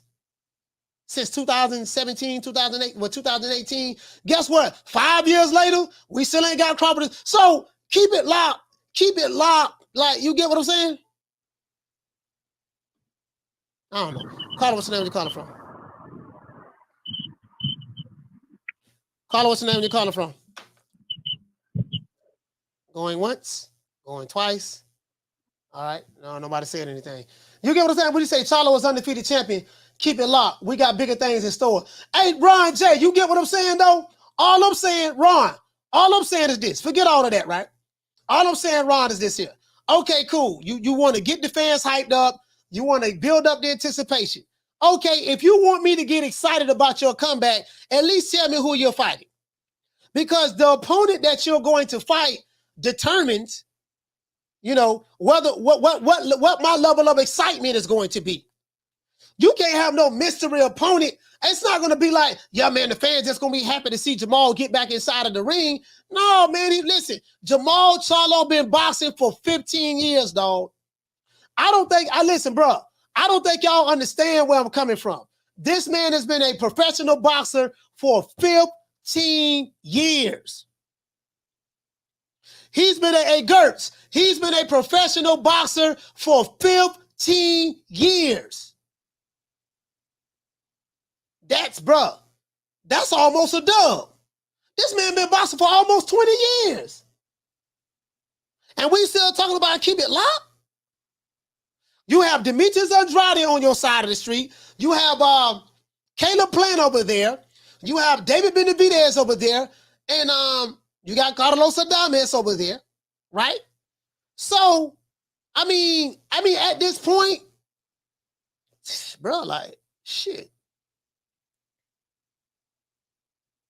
Just do inactivity. As a matter of fact, damn, Steve Kim had some hell of a shit about this inactivity, man. Like some of these top guys, they ain't been boxing, bro. They ain't been, Tank Davis fight twice a year. One thing I say about Tank, Tank more than likely probably gonna get 3 fights in this year when he get out of jail next month. When he get out of jail. I think he's gonna do we probably get 30 days, something like that. He ain't gonna do much. Shout out to Dirty Red. Hey, okay. Dropping that quarter over. Damn, dub on your boy. Hey, Leroy. Super chat received. Playtime's over, boy. What to say, Dirty Red? You say fighters are less active because everyone is draining too much weight. Is draining too much weight. Same day weigh-ins stopped in 1983. Back then, EJ would be a career middleweight. Hey, you know what though? It's amazing you said that because I was talking to what's my brother name? I was talking to Buddy McGirt, and it was me, Steve Kim, Buddy McGirt, and he was talking about, listen, man, you know how you prevent all of that arguing about weighing in. We was talking about the Ryan Garcia situation, weighing in at one weight at the day before, and then doing another weigh in at the day of the fight. Because the way that Ryan, as a matter of fact, let me get his. Down from the bar, there's a platform stage. People pimping, sharp as razor blades. Shout out to Dodge J. He said, I can't stand both Charlos. Hey, but you get what I'm saying? So the solution to all of this catch weight, this and that, no, we just going to have a same day weigh-in. We're going to weigh each other 6 o'clock in the morning. Buddy McGirt said that he had a fight with somebody. I forgot who it was. He said he had a fight with somebody. The fight was at 4 o'clock in the afternoon. Back in his day, you know what I mean? I think that was in the early 90s or the late 80s, something like that. He had a fight and he fought, they weighed in at 6 o'clock in the morning. And I think it was at lightweight. They weighed in at the lightweight division, whatever they're supposed to fall at, somewhere around there. I think it was at lightweight. And then after they weigh in at 6 in the morning, you're able to rehydrate all the way up until you had a fight at 140. That's, had a fight at 4 o'clock. That's where nobody got an advantage. If you take it back to where it used to be, same day weigh-in. That's it. And guess what? There were no issues. But now I'm going to tell you why they don't have same day weigh-ins anymore. I'm going to tell you why. Because now, well, it was kind of a spectacle a little bit back then too, though. But now the way they do it now, the weigh-in has become such an event. It's an event for a lot of the big fights, but the weigh-in has become such an event. So they like to do the weigh-in the day before and then give everybody time to rehydrate. You got 24 hours or a little over 24 hours to rehydrate up until the actual fight weight. You get what I'm saying? But, you know, that's all I'm saying. I mean, I think, they making an event now. He said Buddy McGirt. Nah, Buddy McGirt. Buddy McGirt. You get what I'm saying? Shout out to Jamie. What did you say, fam? He said, Coach, that's the best way to do it. Yeah. And that'll get rid of a lot of stuff. He said you can't rehydrate the same day 15 pounds. He said you got to fight with all that food and water in your system. Yeah. And it's been like that for years. So, Carla, what's the name? Where you calling from? Hey, this is Dirty Red back at you one more time, man. Dirty Red, but talk yeah, to me. I just want to touch on the subject of the weight, right? You know, as far as guys cutting weight. Remember when Canelo went on his undisputed run, he had fought like 5 times in that same year, and that, you know, people was praising him for being, you know, reactive, which was good, but nobody started to think about Canelo fighting at 168. The dude is only like 5'8", 5'9", so he probably only got to lose about 7 pounds, you know, to get ready. Whereas if you look at all the young lightweights that everybody was coming up, all these dudes are really like welterweight shrinking down to lightweight. Like Devin Haney, that's a big ass lightweight. Teofimo, Ryan Garcia, you see what I'm saying? Even Shakur, Shakur missed weight at that last 130 fight, so he's growing. You see what I'm saying? So it's like everybody's trying to shrink down to make these smaller weight classes, so they want to have their size advantage. You know what I'm saying? They got their whole 24 hours to rehydrate. You see what I'm saying? It's nothing that nobody ain't doing, you know, except for like Canelo. But most guys are fighting way outside of their natural weight class. Yeah, that's true. That is true, John. All right, shout out to Dirty Red, man. You got a bad reception, but thanks for calling.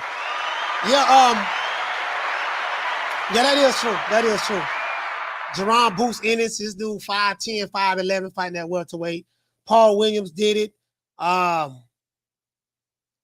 Virgil Ortiz, like a lot of those guys, they really should be fighting at middleweight and even the super middleweight, you know, but they fight at smaller weight classes to have a unfair advantage. You know what I mean? And that's why, like you say, they call them weight bullets. They are weight bullets. That's what they do. That's what they do. But they got to be able to make that weight cut. They got to be able to make that weight cut. You know what I mean? When you're that big, you got to make that weight cut. You get what I'm saying?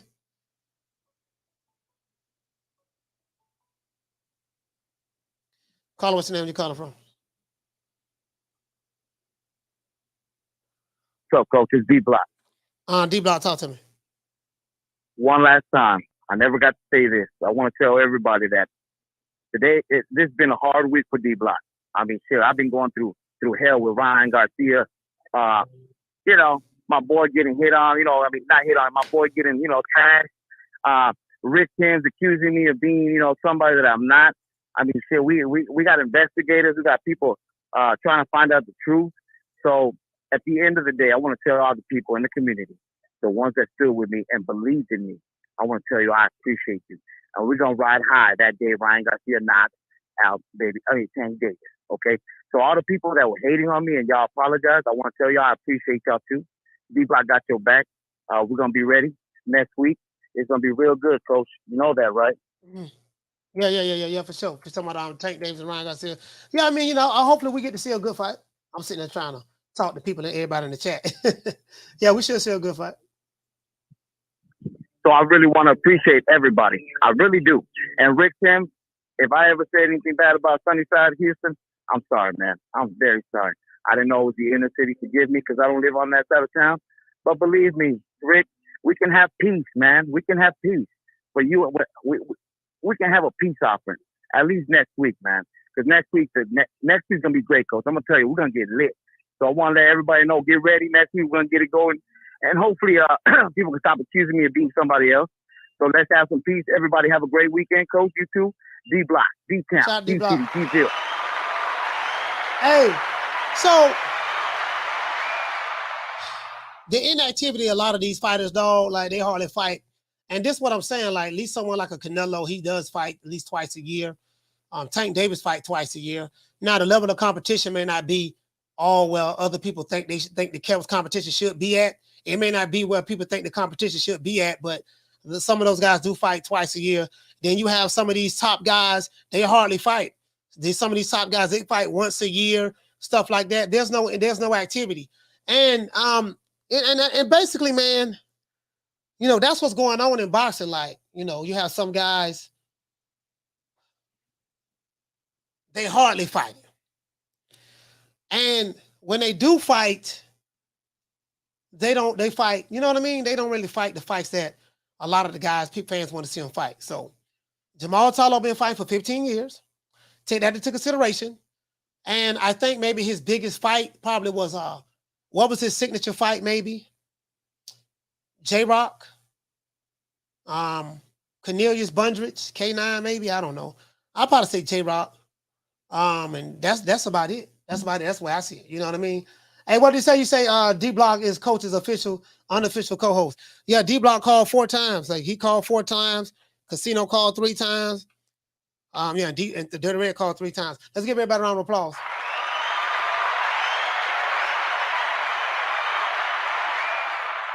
He said, Coach, they're getting paid big money once a year. They don't care. That's the problem. I don't know what you mean by big money. I mean, they're not making 8 figures. These guys are not making 8 figures, but, you know, if these guys are making, I don't know, what you say, mid 7 figures or something of that sort? If these guys are making like, I don't know what, mid 7 figures? Shout out to Jamie Nieto. Hey, okay. Dropping that quarter of a bam dub on your boy. Hey, Leroy. Super chat received. Playtime's over, boy. He said, how the hell has he been allowed to keep his title as inactive as he is and never gives the fans the fights they want? He said, other than we know the WBC is corrupt. I mean, that's the answer. Hey, Jamie, that's the answer. That's the answer to your question. You get what I'm saying? That's the answer to your question, fam. That's just what it is. Again, that's just what it is. What you say? Shout out to Jamie Nieto again. Hey, okay. Dropping that quarter of a bam dub on your boy. Hey, Leroy. Super chat received. Playtime's over, boy. He said, I don't agree with fans/fighters say another fighter is too big for the weight class. If he makes the weight, that's all that matters. Missed my first super chat. No, I just read it. You thought I missed it, but I just read it. Yeah, you know, I mean, it is what it is, fam. You know what I mean? You know, if a guy is someone like a Fedora, this dude's 7 feet tall fighting at 154. I get what you're saying, but you know, there's a reason why that person is that tall fighting at that weight class. I mean, you know, you have to know that someone that's tall is fighting at a certain weight class that normally someone their height would be fighting at a higher weight class. They're doing it because there are smaller guys. The average guy in that weight division is a smaller guy. That's why they're doing it. Down from the bar, there's a platform stage. People pimping, sharp as razor blades. But I do get what you're saying, though. If he make the weight, it is what it is. But what it is when they do like the day before weigh-in, Jamie, they get an opportunity to rehydrate to maybe 20, 25 pounds in 24 hour in a 24-hour span. So what people are saying is when those bigger fighters see, and this is why they're saying, this is what Butter McGirt is saying. Okay, if you're going to be a bigger guy fighting at a weight class, let's do same day weigh-in.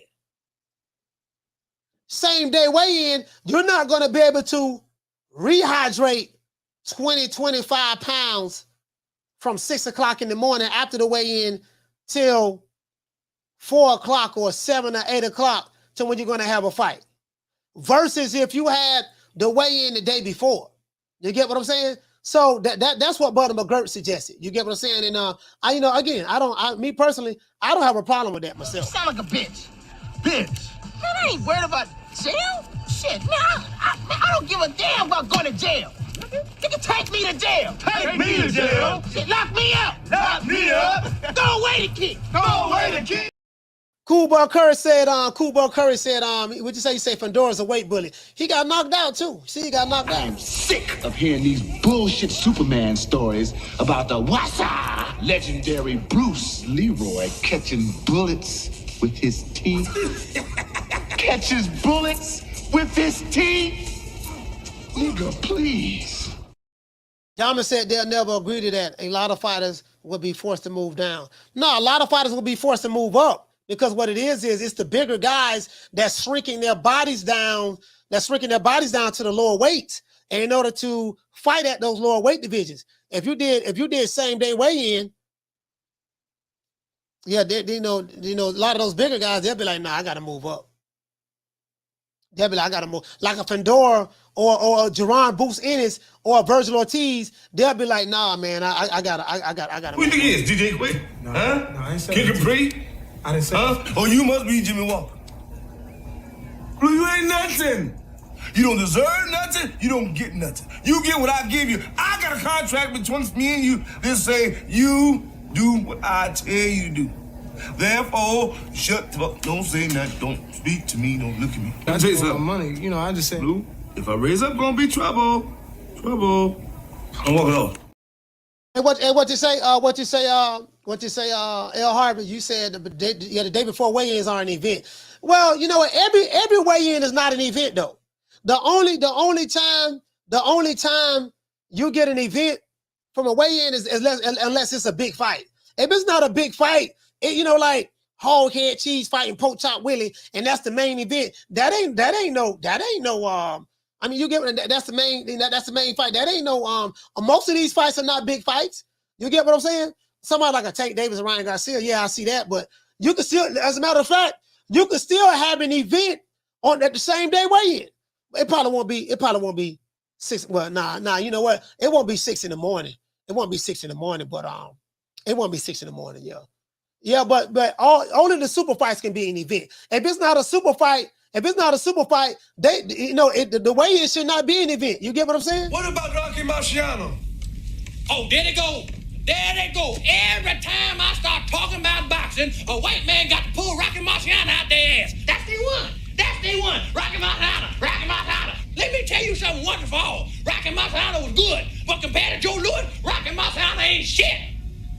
He beat Joe Louis' ass. And here's what it is, man. You may not like the rules. Shout out to Halim. You may not like the rules, but I guess you got to respect it from these sanctions. But I don't respect it. I don't give a damn what it is. I don't respect that shit. Nigga, when my name come up, respect it. Let's go. Stop playing with my fucking name. All 3 of y'all, stop playing with my name. I ain't gonna say it no more. Put some respect on my name. And this is why a lot of people say that. Listen, a lot of these guys, a lot of your some of your favorite fighters, all of them are cheating in some way, form, or fashion. Like, again, boxing is a corrupt sport. A lot of these guys are on PEDs.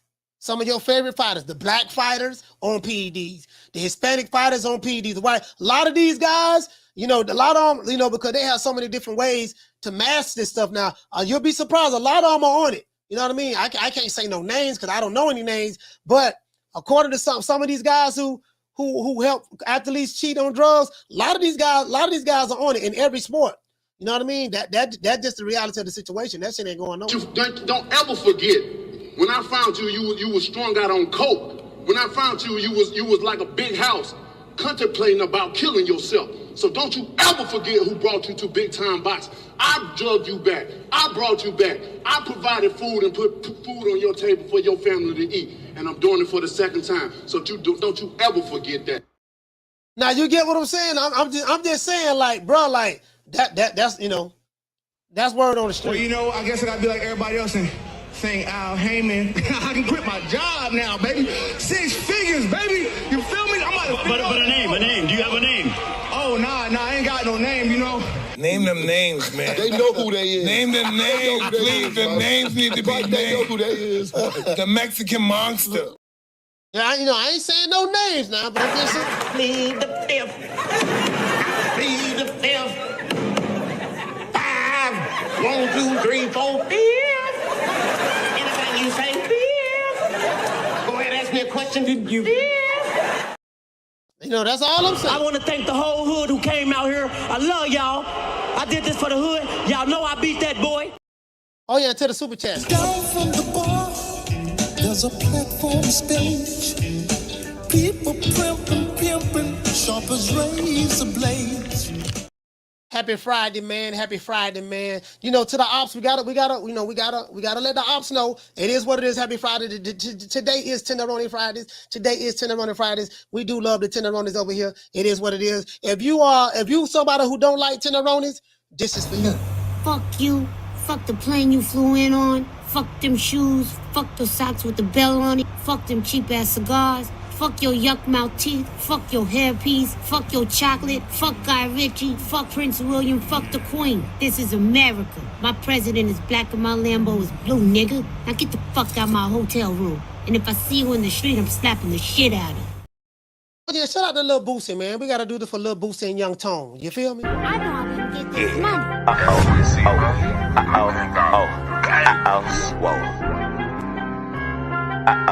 Whoa. Uh-oh, whoa. Uh-oh, whoa.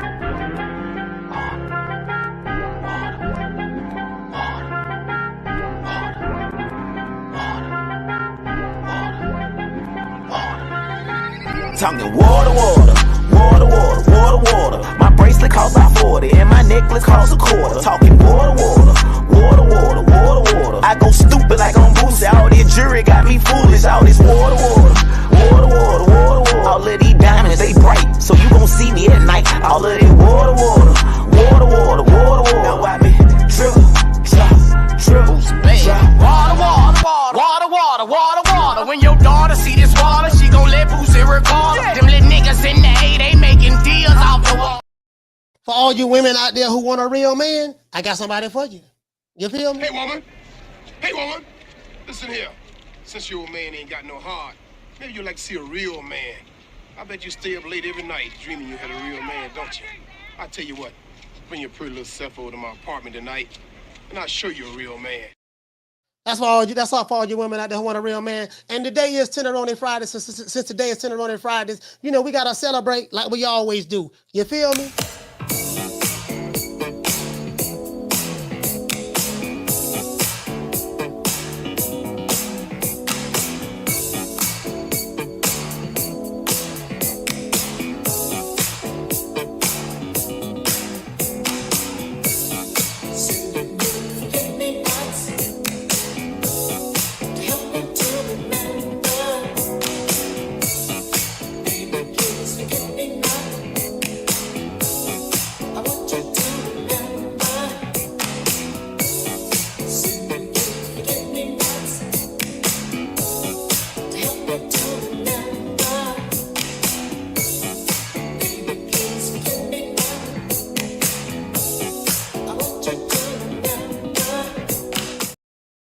Yes, sir, man. I'm going to holler at you guys, man. You know my motto, man. I see you guys on the next one. Don't meet me there, beat me there. Peace. Oh, we got that Creed Austin video dropping Monday. Man, I'm out of here, bro. Let's go.